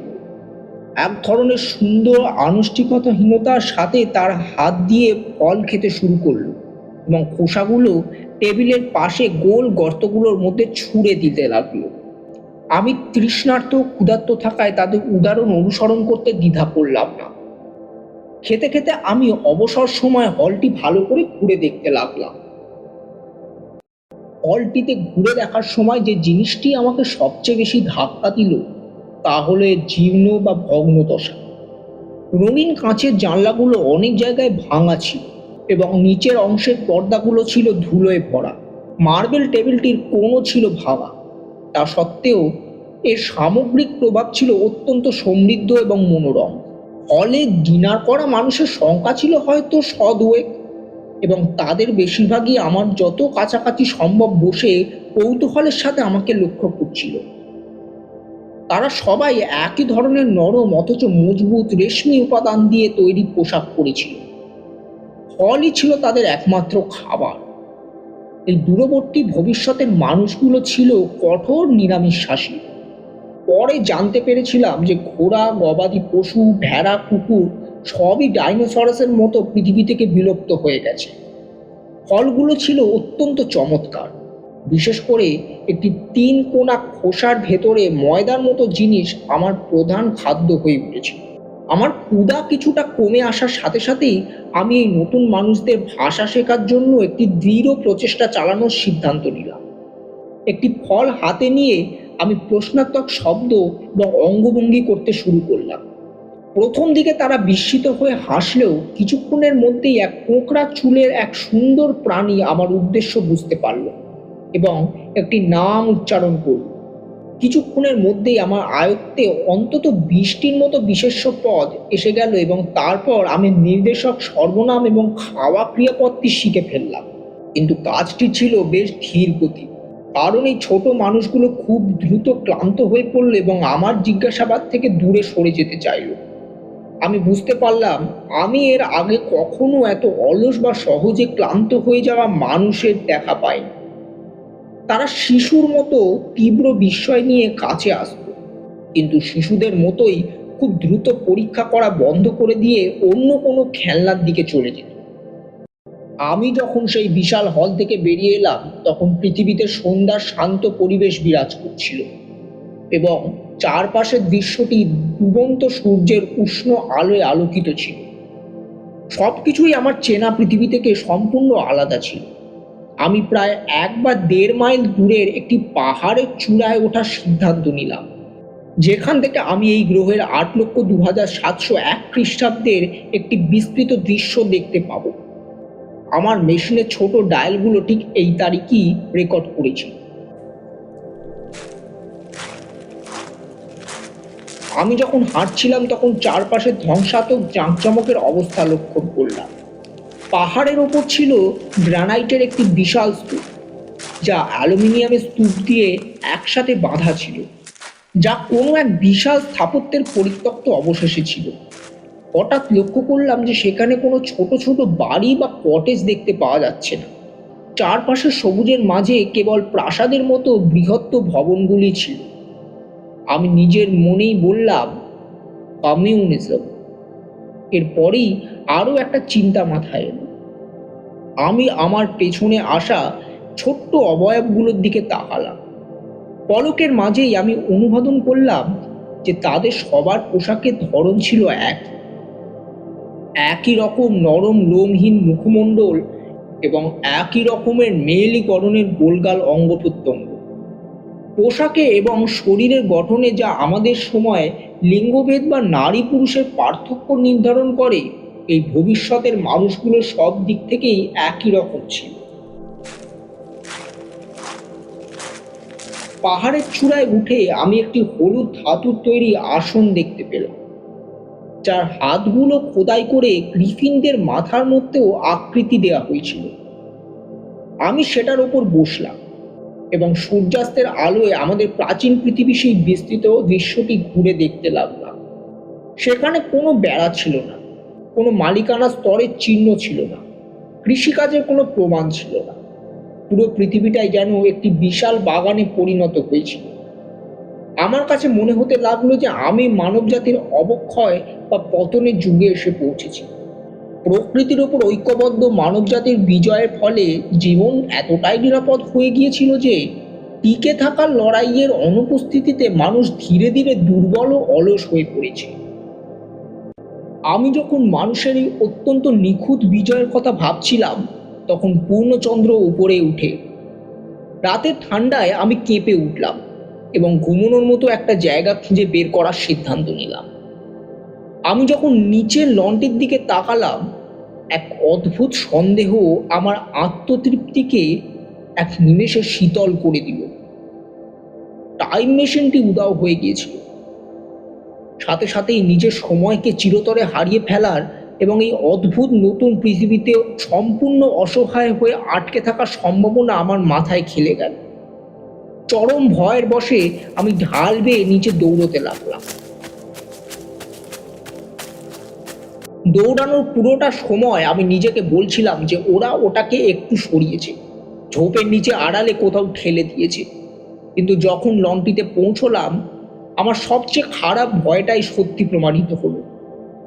সেই জায়গায় ব্রোঞ্জের বেদির ওপর কেবল শ্বেত পাথরের মূর্তিটি উদীয়মান চাঁদের আলোয় উঁচুতে মাথা তুলে দাঁড়িয়েছে। মনে হচ্ছিল সে যেন আমার এই চরম হতাশাকে উপহাস করে হাসছে। আমি এক ধরনের উন্মাদনার মধ্যে ছিলাম, ঝোপঝাড়ে পাগলের মতো দৌড়াদৌড়ি করলাম। মনের চরম যন্ত্রণায় ফুঁপিয়ে কাঁদতে কাঁদতে আমি পাথরের সেই বিশাল ভবনে ফিরে গেলাম। সেই বড় হলটি ছিল অন্ধকার। আমি ঘুমন্ত মানুষদের মাঝখানে গিয়ে চিৎকার করে উঠলাম, কোথায় আমার টাইম মেশিন? কেউ কেউ হেসে উঠল, তবে বেশিরভাগই ভীত হয়ে পড়ল। হতাশার সেই দীর্ঘ রাতটি কেটে যাওয়ার পর সকালে স্বাভাবিক দিনের আলোয় আমি আগের রাতের উন্মাদনার চরম বোকামিটা দেখতে পেলাম এবং নিজের সাথে যুক্তি খণ্ডন করতে পারলাম। যদি মেশিনটি কেবল সরিয়ে নেওয়া হয়ে থাকে, তবে আমাকে শান্ত ও ধৈর্যশীল হতে হবে। সেটি লুকিয়ে রাখার জায়গা খুঁজে বের করতে হবে। আমি ঘাস জমিটি খুব সাবধানে পরীক্ষা করে দেখলাম। সেখানে একটা টানা গভীর দাগ বা খাঁজ দেখতে পেলাম, যা ওই শ্বেত পাথরের বেদি পর্যন্ত চলে গেছে। বেদিটি ভেতর থেকে ফাঁপা ছিল। এটা অনুমান করতে খুব বেশি মানসিক খাটুনির প্রয়োজন হলো না যে আমার টাইম মেশিনটি সেই ব্রোঞ্জের বেদির ভেতরেই রয়েছে। আমি পাথর নিয়ে প্যানেলগুলোর ওপর হাতুড়ি পেটার মতো করে আঘাত করতে লাগলাম, কিন্তু তা ভাঙা সম্ভব হলো না। ছোট মানুষরা আমার এই অনবরত আঘাতের শব্দ শুনে চোরের মতো লুকিয়ে তাকাচ্ছিল, কিন্তু কোনো সাহায্য বা উত্তর দিল না। আমি আমার অনুসন্ধান চালিয়ে যেতে লাগলাম। পুরো পৃথিবীটাই এক উপচে পড়া সমৃদ্ধি প্রদর্শন করছিল, কিন্তু একটি বিশেষ বৈশিষ্ট্য খুব দ্রুতই আমার মনোযোগ আকর্ষণ করল। তা হলো কিছু নির্দিষ্ট গোলাকার গভীর কূপের বা কুয়োর উপস্থিতি। এই কূপগুলোর পাশে বসে সেই খাড়া অন্ধকারের দিকে তাকালে আমি জলের কোনো ঝলকানি দেখতে পাচ্ছিলাম না, কিন্তু সেগুলোর প্রতিটির ভেতর থেকে একটা নির্দিষ্ট থুর থুর থুর শব্দ শুনতে পাচ্ছিলাম, যা কোনো একটা বড় ইঞ্জিন চলার শব্দের মতো লাগছিল। কূপগুলোর ভেতর দিয়ে নিচের দিকে বাতাসের একটি অবিরাম প্রবাহ চলে যাচ্ছিল। সবকিছু একসাথে মিলিয়ে আমার মনে হলো এটি সম্ভবত মাটির নিচে কোনো এক বিশাল বায়ু চলাচল বা ভেন্টিলেশনের ব্যবস্থার জোরালো ইঙ্গিত। এই পরিদর্শনের তৃতীয় দিনে আমি একজন বন্ধুও পেয়েছিলাম। কিছু ছোট মানুষকে একটি অগভীর জায়গায় স্নান করতে দেখার সময় তাদের একজন হঠাৎ ক্র্যাম্প ধরার কারণে স্রোতে ভেসে যেতে লাগলো। তাদের কেউ তাকে বাঁচানোর বিন্দুমাত্র চেষ্টাও করে। আমি তাড়াহুড়ো করে জলের মধ্যে নেমে গিয়ে সেই ছোট মেয়েটিকে ধরে নিরাপদ ডাঙায় তুলে নিয়ে এলাম। বিকেলের দিকে সেই ছোট নারী চরম আনন্দের চিৎকারের সাথে আমাকে স্বাগত জানালো এবং আমার জন্য ফুলে ভরা একটি বিশাল মালা উপহার হিসেবে নিয়ে এলো। এভাবেই শুরু হলো এক অদ্ভুত বন্ধুত্বের। তার নাম ছিল উইনা। সে ছিল ঠিক একটি শিশুর মতো, সব সময় আমার সাথে থাকতে চাইতো এবং সব জায়গায় আমাকে অনুসরণ করত। উইনার কাছ থেকেই আমি জানতে পেরেছিলাম যে ভয় এখনো এই পৃথিবী ছেড়ে চলে যায়নি। দিনের আলোয় সে যথেষ্ট নির্ভীক ছিল, কিন্তু সে অন্ধকারকে ভীষণ ভয় পেত। এই ছোট মানুষগুলো অন্ধকার হওয়ার পর সেই বড় বড় ভবনগুলোর মধ্যে জড়ো হতো এবং দলে দলে ঘুমোতো। কোনো আলো ছাড়া তাদের ঘরের মধ্যে থাকা মানেই ছিল চরম আতঙ্ক। এক ভীষণ গরম সকালে আমি যখন একটি বিশাল ধ্বংসাবশেষের মধ্যে তীব্র আলো থেকে বাঁচার জন্য আশ্রয় খুঁজছিলাম, তখন একটি সরু গ্যালারির কালচে অন্ধকারে প্রবেশ করার সাথে সাথেই একজোড়া চোখ অন্ধকারের মধ্যে থেকে আমার দিকে অপলক দৃষ্টিতে তাকিয়ে থাকতে দেখলাম। বন্য পশুর প্রতি মানুষের সেই পুরনো সহজাত ভয় আমাকে গ্রাস করল। আমি এক কদম এগিয়ে গিয়ে কথা বলতেই সাদা রঙের একটি প্রাণী আমার পাশ দিয়ে দ্রুত ছুটে চলে গেল। আমি ওটাকে অনুসরণ করে ধ্বংসাবশেষের ভেতরে গেলাম এবং দেখলাম ওটা একটি গোল কূপের ভাঙা পিলারের নিচে অদৃশ্য হয়ে গেল। আমি একটি দেশলাই জ্বালালাম এবং নিচে তাকিয়ে ছোট সাদা রঙের একটি মানুষকে দেখতে পেলাম, যার বড় উজ্জ্বল চোখ দুটো আমার দিকে স্থিরভাবে তাকিয়েছিল। ওটা হাত পা বেয়ে দেয়ালের মইয়ের সাহায্যে নিচে নেমে এলো। ধীরে ধীরে সত্যটা আমার কাছে পরিষ্কার হতে লাগলো। মানুষ আসলে একটিমাত্র প্রজাতি হিসেবে থেকে যায়নি, বরং দুটি আলাদা প্রাণীতে বিভক্ত হয়ে গেছে। আমার উপরের পৃথিবী, যাকে আমরা বলছি আপার ওয়ার্ল্ড, সেই লাবণ্যময় সন্তান ইলোইরা আমাদের প্রজন্মে একমাত্র বংশধর ছিল না, বরং এই বিবর্ণ নোংরা নিশাচর জিনিসগুলো, যাদেরকে মরলক্স বলা হতো, এই যুগের সমান অংশীদার ছিল। মানুষের এই দ্বিতীয় প্রজাতিটি ছিল সম্পূর্ণ ভূগর্ভস্থ। তাদের বিবর্ণ অবয়ব এবং বড় বড় চোখ নিশাচর অভ্যাসের প্রমাণ দিচ্ছিল। আমি ভাবলাম, পুঁজিবাদী এবং শ্রমিকের মধ্যে আমাদের যুগের ব্যবধানটাই হয়তো এই পরিস্থিতির মূল কারণ। শিল্প বা ইন্ডাস্ট্রি ধীরে ধীরে মাটির নিচে বড় বড় কারখানায় রূপ নিয়েছিল, যেখানে শ্রমিকরা তাদের সময়ের এক ক্রমবর্ধমান অংশ ব্যয় করতে শুরু করেছিল। সুতরাং পরিবেশে মাটির ওপরে রয়ে গিয়েছিল ধনীদের বংশধররা, যারা আনন্দ ও সৌন্দর্যের পেছনে ছুটছিল, আর মাটির নিচে রয়ে গিয়েছিল দরিদ্র শ্রমিকদের বংশধররা, যারা অন্ধকারের সাথে নিজেদের মানিয়ে নিয়েছিল। কিন্তু অর্জিত হওয়া সেই ভারসাম্যপূর্ণ সভ্যতা ইতিমধ্যেই তার চরম শীর্ষবিন্দু পার করে দূরবর্তী অবক্ষয়ের দিকে পতিত হয়েছিল। আমি নিশ্চিত জানতাম যে পাতালের এই রহস্যগুলোর গভীরে প্রবেশ করলেই কেবল টাইম মেশিনটি উদ্ধার করা সম্ভব। উইনার বাধা ও আকুল চিৎকার সত্ত্বেও আমি একটি কূপের গভীর মুখের ভেতরে নেমে গেলাম। আমাকে প্রায় 200 গজ গভীরে একটি শ্যাকটের নিচে হাত পা বেয়ে নামতে হয়েছিল। দেয়াল থেকে বেরিয়ে থাকা ধাতব হুকগুলো আঁকড়ে ধরে অত্যন্ত আড়ষ্ট এবং ক্লান্ত অবস্থায় আমি নিচে নামতে লাগলাম। অবশেষে আমি একটি সরু অনুভূমিক টানেলের মুখে এসে পৌঁছলাম। সেখানে বিশ্রাম নেওয়ার সময় অন্ধকারের মধ্যে আমি 3টি ঝুঁকে থাকা সাদা রঙের প্রাণীকে দেখতে পেলাম। আমি দেশলাই কাঠি জ্বালাতেই আলোর তীব্রতা দেখে তারা অত্যন্ত দ্রুততার সাথে ড্রেন ও সুড়ঙ্গগুলোর মাঝে অদৃশ্য হয়ে গেল। আমি আরও এগিয়ে একটি বিশাল খিলানযুক্ত গুহার মধ্যে প্রবেশ করলাম। আরেকটি দেশলাই জ্বালিয়ে দেখলাম যে অন্ধকারের আবছায়া থেকে বড় বড় ইঞ্জিনের মতো কিছু বিশাল অবয়ব উঁচুতে মাথা তুলে দাঁড়িয়ে আছে। জায়গাটি ছিল ভীষণ ভ্যাপসা ও দমবন্ধকর। এবং বাতাসে সদ্য ঝরে পড়া রক্তের এক হালকা গন্ধ ভাসছিল। সেখানে সাদা ধাতু তৈরি একটি টেবিলের উপর লাল রঙের মাংসের টুকরো সাজানো ছিল। মরলক্সরা ছিল মাংসাশী।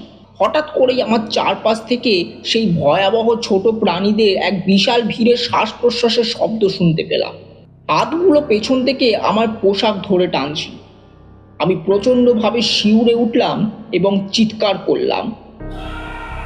তারা আমার দেশলাইয়ের বাক্সটি কেড়ে নেওয়ার চেষ্টা করছিল। আমি পিছু হটে পালাবার চেষ্টা করলাম, কিন্তু বেশ কয়েকটি হাত আমাকে আঁকড়ে ধরে টেনে পেছনে ফিরিয়ে নিয়ে যাওয়ার চেষ্টা করছিল।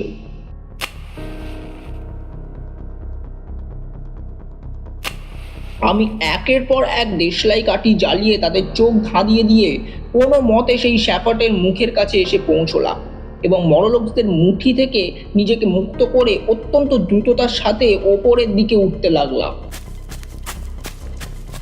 অবশেষে আমি কূপের মুখের কাছে এসে পৌঁছলাম এবং বাইরের সূর্যের আলোর মাঝে বেরিয়ে এসে অচেতন হয়ে পড়ে গেলাম। এখন পরিস্থিতি আরো ভয়াবহ রূপ নিল। আমি বুঝতে পারলাম যে আমার দ্বিতীয় অনুমানটিও সম্পূর্ণ ভুল ছিল। ইলোইরা মরলোকদের প্রভু নয়, বরং এই দুই প্রজাতির সম্পর্ক সম্পূর্ণ উল্টো। ইলোইরা ক্ষয়প্রাপ্ত হয়ে স্রেফ একটি সুন্দর অথচ ব্যর্থ জাতিতে পরিণত হয়েছিল, যারা পৃথিবীতে টিকেছিল কেবল মরলোকদের দয়ার উপর ভিত্তি করে। আর মাটির নিচে দেখা সেই মাংসের টুকরোটি আসল পরিচয় এখন আমার মনে পরিষ্কার হয়ে গেল। মানুষের মাংসের প্রতি মরলোকদের কোনো কুসংস্কার ছিল না। এই ইলোইরা ছিল স্রেফ কিছু পুষ্ট করা গবাদি পশুর মতো, যাদের সেই পিঁপড়ে সদৃশ্য মরলোকসরা মাটির নিচে শিকার করে নিয়ে যেত খাদ্য হিসেবে ব্যবহার করার জন্য। মানুষ একসময় অন্য মানুষের শ্রমের ওপর ভিত্তি করে পরম শান্তিতে বাঁচতে চেয়েছিল, আর সময় পূর্ণতা সেই নেসেসিটি আজ নরখাদক মরলোকদের রূপে ফিরে এসেছে।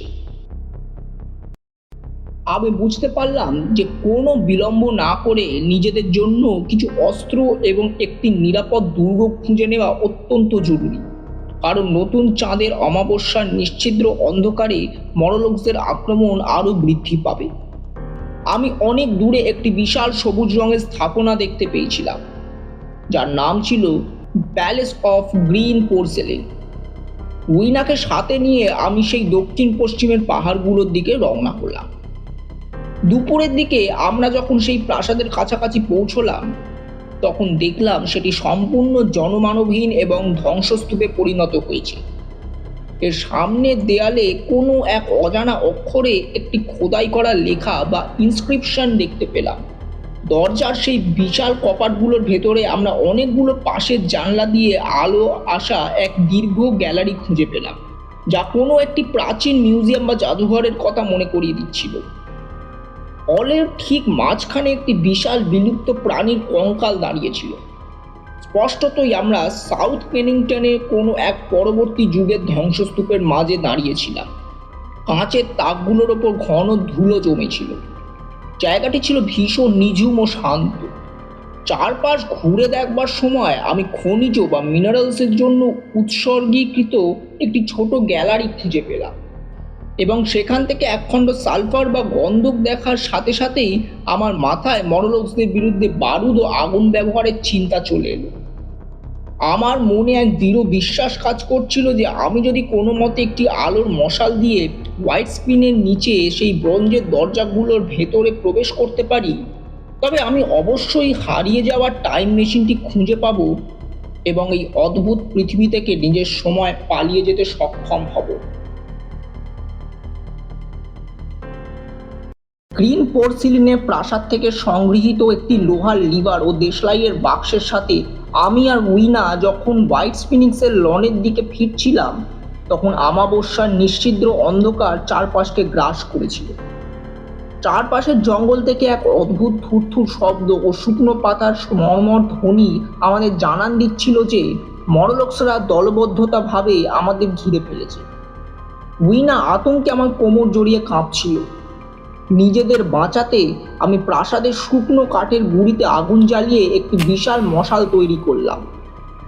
আগুনের আলো দেখা মাত্রই মরলোকসা চিৎকার করে পিছু হাঁটল, কিন্তু সেই স্বস্তি ছিল ক্ষণস্থায়ী। বনের মধ্যে দিয়ে যাওয়ার সময় হঠাৎ দমকা বাতাসে শুকনো পাতায় আগুন লেগে চারপাশের পুরো জঙ্গলে এক ভয়াবহ দাবানল ছড়িয়ে পড়ল। চারিদিক ধোঁয়ায় অন্ধকার হয়ে গেল এবং আগুনের লেলিহান শিখা আমাদের গ্রাস করতে এলো। সেই চরম বিশৃঙ্খলার মাঝে শত শত মরলোক আর্তনাদ করতে করতে আগুনের বৃত্তে আটকে পড়ল, কিন্তু দুর্ভাগ্যবশত তীব্র ধোঁয়া ও মরলোকদের এক অতর্কিত ধাক্কায় আমার হাত থেকে উইনার ছিটকে গেল। আগুনের তীব্রতা এবং মরলোকদের অন্ধ আক্রমণের মুখে আমি উইনাকে আর খুঁজে পেলাম না। এক গভীর শোক ও আত্মরক্ষার তাড়নায় লোহা দিয়ে মরলোকদের আঘাত করতে করতে আমি কোনো মতে জঙ্গল থেকে বেরিয়ে সেই ফিনিক্সের লনে এসে পৌঁছলাম। ভোরের আলো ফোটার সাথে সাথে এক অদ্ভুত দৃশ্য দেখে আমার চোখ কপালে উঠে গেল। ফিনিক্সের ব্রোঞ্জের বেদিটির দরজাগুলো আজ খোলা। ভেতরের আবছা আলোয় আমার স্বাদের টাইম মেশিনটি পরিষ্কার দেখা যাচ্ছিল। প্রথমে আমার মনে হলো এটি হয়তো মরলোকদের কোনো ফাঁদ, কিন্তু আমার কাছে আর কোনো বিকল্প ছিল না। আমি দ্রুত বেদির ভেতরে প্রবেশ করলাম। সাথে সাথেই আমার পেছনে ব্রোঞ্জের ভারী কপাটগুলো প্রচণ্ড শব্দে বন্ধ হয়ে গেল এবং চারপাশ ঘুটঘুটে অন্ধকারে ডুবে গেল।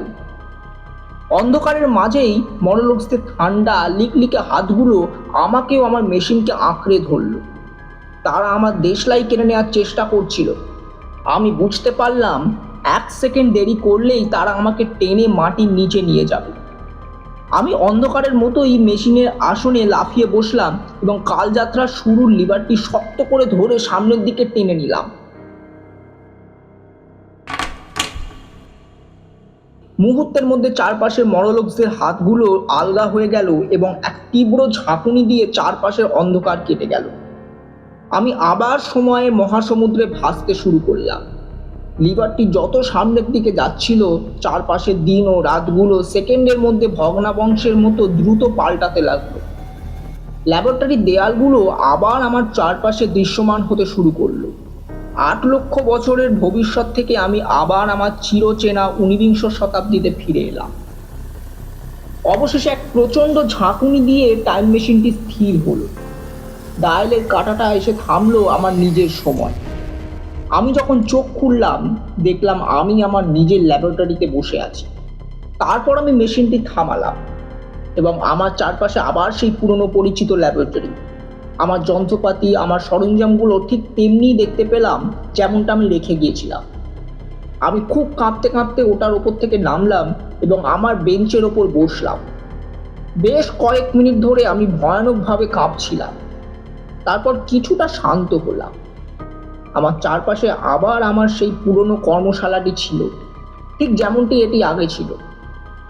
আমি হয়তো সেখানে ঘুমিয়ে পড়তে পারতাম এবং পুরো বিষয়টাই একটা স্বপ্ন হতে পারত। তবুও ঠিক পুরোপুরি তেমনি নয়। মেশিনটি যাত্রা শুরু করেছিল ল্যাবরেটরির দক্ষিণ পূর্ব কোণ থেকে, আর এটি এসে থামলো উত্তর পশ্চিম কোণে দেয়াল ঘেঁষে। ঠিক যেখানে আপনারা ওটিকে দেখতে পাচ্ছেন, ওটাই আপনাদের আমার ছোট লন থেকে শুরু করে হোয়াইট ফিনিক্সের সেই বেদির নিখুঁত দূরত্বটা বুঝিয়ে দেয়, যার ভেতরে মরলোকসরা আমার মেশিনটাকে নিয়ে চলে গিয়েছিল। কিছু সময়ের জন্য আমার মস্তিষ্ক যেন অচল হয়ে পড়েছিল। শীঘ্রই আমি উঠলাম এবং এখানকার এই পথ দিয়ে হেঁটে এলাম। একটু খুঁড়িয়ে খুঁড়িয়ে আসছিলাম, কারণ আমার গোড়ালি তখনও বেশ যন্ত্রণাদায়ক ছিল আর নিজেকে খুব নোংরা ও কালিমালিপ্ত মনে হচ্ছিল।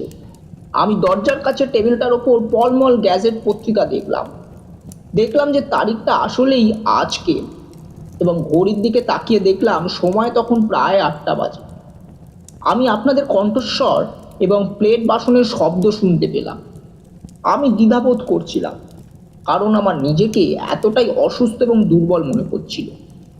তারপর আমি চমৎকার পুষ্টিকর মাংসের সুবাস পেলাম। আপনাদের সামনে দরজাটি খুলে ভেতরে ঢুকলাম। বাকিটা তো আপনারা জানেনই।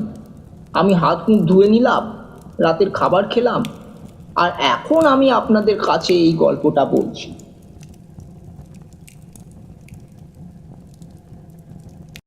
আমি জানি এই সব কিছু আপনাদের কাছে সম্পূর্ণ অবিশ্বাস্য মনে হবে।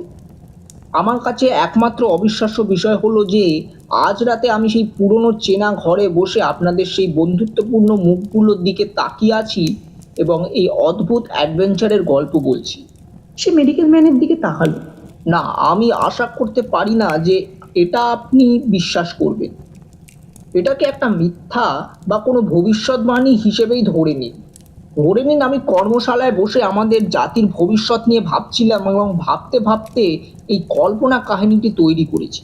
আমার এই সত্যের দাবিকে গল্পের আকর্ষণ বাড়ানোর জন্য একটা শৈল্পিক কৌশল হিসেবেই বিবেচনা করুন, আর এটাকে একটা গল্প হিসেবে ধরে নিন।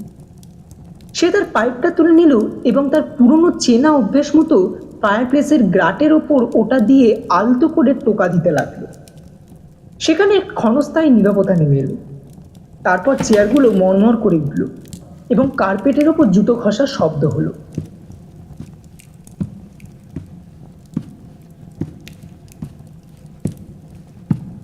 আমি টাইম ট্রাভেলারের মুখের থেকে চোখ সরিয়ে নিলাম এবং চারপাশের শ্রোতাদের দিকে তাকালাম।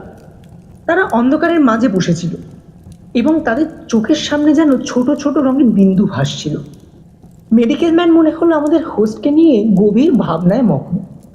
এডিটর তার চুরুটে, যেটি ছিল তার ষষ্ঠ চুরুট, শেষ মাথার দিকে এক দৃষ্টিতে তাকিয়েছিলেন।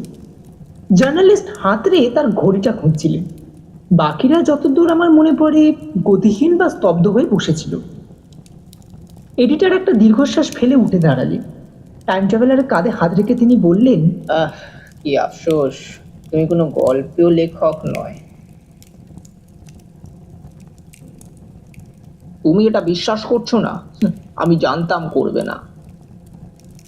টাইম ট্রাভেলার আমাদের দিকে তাকালো। দেশলাই কোথায়? সে বলল। একটা কাঠি জ্বালিয়ে তার পাইপের উপর ধরল এবং ধোঁয়া ছাড়তে লাগলো।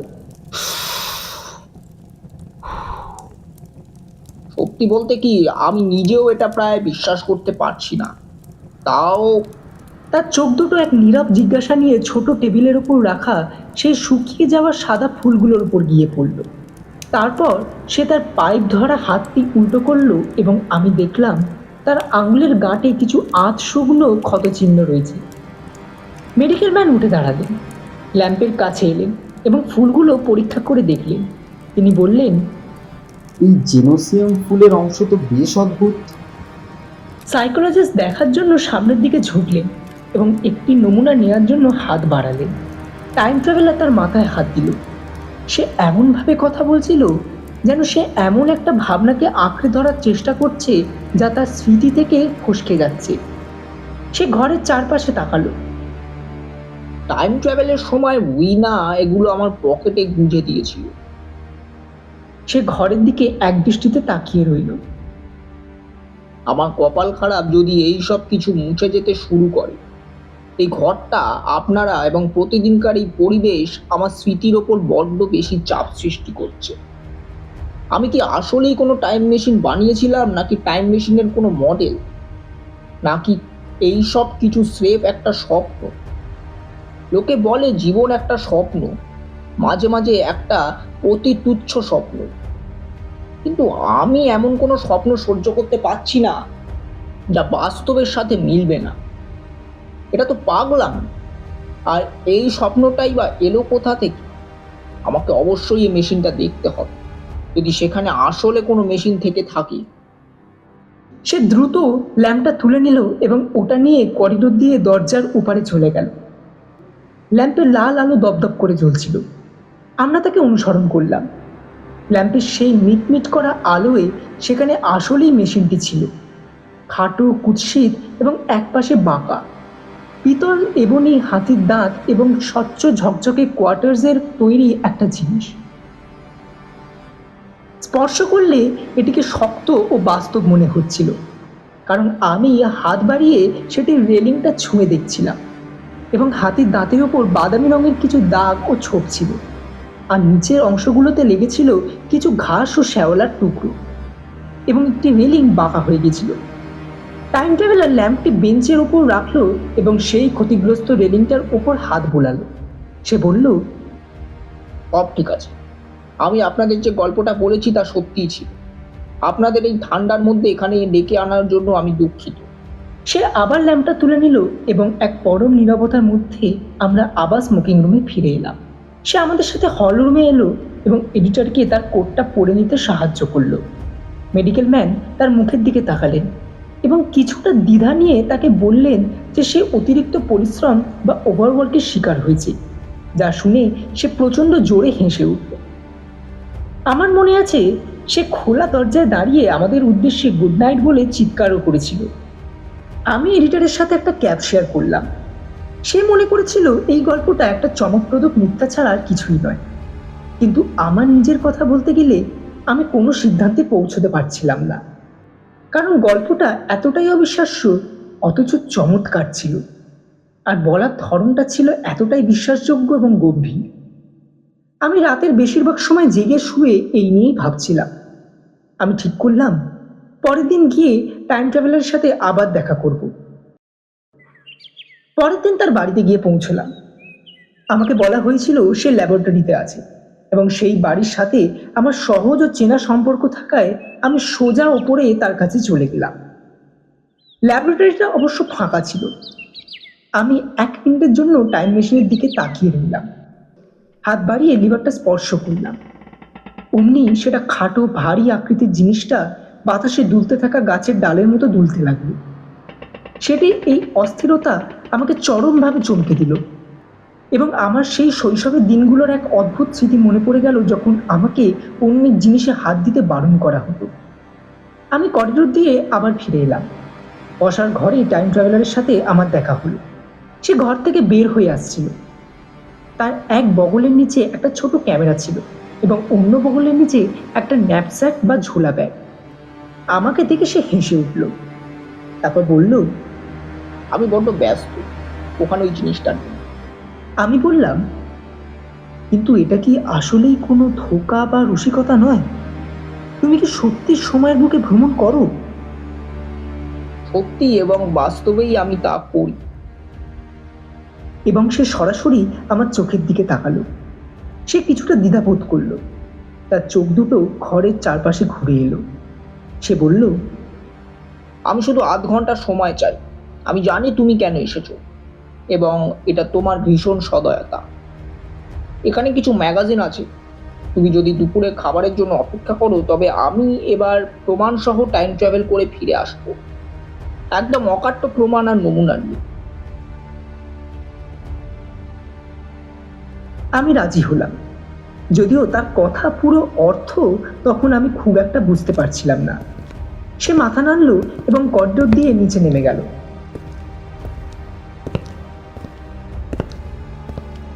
আমি ল্যাবরেটরির দরজাটা সশব্দে বন্ধ হওয়ার শব্দ শুনলাম। একটা চেয়ারে বসলাম এবং একটি দৈনিক পত্রিকা হাতে নিলাম। দুপুরের খাবারের আগে এসে কি করতে যাচ্ছে? তখনই হুট করে একটা বিজ্ঞাপনের কথা দেখে আমার মনে পড়ল যে দুপুর 2টোয় প্রকাশক রিচার্ডসনের সাথে আমার দেখা করার কথা ছিল। আমি আমার ঘড়ির দিকে তাকালাম এবং দেখলাম যে আমি এখনই না বেরোলে সেই অ্যাপয়েন্টমেন্টটা ধরতে পারবো না।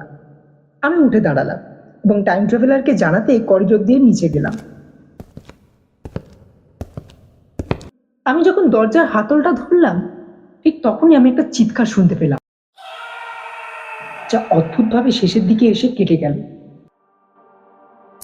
আর সাথে একটা ক্লিক এবং ধপাস করে কিছু পড়ার শব্দ।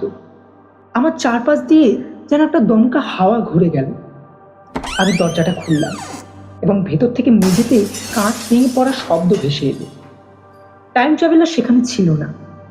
এক মুহূর্তের জন্য আমার মনে হলো আমি ঘূর্ণায়মান এক কালো পিতলের স্তূপের মাঝে একটা ভুতুড়ে অস্পষ্ট অবয়বকে বসে থাকতে দেখলাম।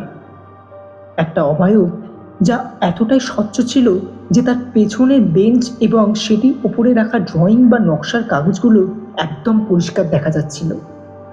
কিন্তু আমি চোখ রগড়াতেই সেই মায়া বা ভূতটি মিলিয়ে গেল। টাইম মেশিনটি চলে গেছিল। ধুলোর এক কমে আসা আলোড়ন ছাড়া ল্যাবরেটরির দূরের প্রান্তটি সম্পূর্ণ খালি ছিল। ছাদে স্কাইলাইটের একটা কাজ মনে হলো এইমাত্র ভেঙে ভেতরে পড়ছে। আমি জানতাম যে অদ্ভুত কিছু একটা ঘটেছে এবং সেই মুহূর্তের জন্য বুঝতে পারছিলাম না যে সেই অদ্ভুত জিনিসটা আসলে কি হতে পারে। আমি যখন হাঁ করে তাকিয়ে দাঁড়িয়ে রইলাম তখন বাগানের দিকে দরজাটি খুলে গেল এবং পরিচারিকাটি ভেতরে এসে দাঁড়িয়ে রইল। আমরা একে অপরের দিকে তাকালাম, তারপর মাথায় বুদ্ধি খেলতে শুরু করলো। আমি বললাম, মিস্টার কি ওই দিক দিয়ে বাইরে গেছেন? না স্যার, এই দিক দিয়ে তো কেউ যায়নি। তিনি জবাব দিলেন। তখন আমি ব্যাপারটা বুঝতে পারলাম। রিচার্ডসনকে হতাশ করার ঝুঁকি নিয়েও আমি সেখানে রয়ে গেলাম। টাইম ট্রাভেলারের জন্য অপেক্ষা করতে লাগলাম দ্বিতীয় এবং সম্ভবত আরো বেশি অদ্ভুত কোনো গল্পের জন্য, এবং সেই সব নমুনা ও আলোকচিত্রের জন্য যা সে নিজের হাতে করে নিয়ে আসবে। কিন্তু আমি এখন ভয় পেতে শুরু করেছি যে আমাকে হয়তো ওনার সাথে একটা পুরো জীবন পার করে দিতে হবে। টাইম ট্রাভেলার 3 বছর আগে অদৃশ্য হয়ে গিয়েছিল, আর এখন সবাই যেমনটা জানে, সে আর কখনোই ফিরে আসেনি।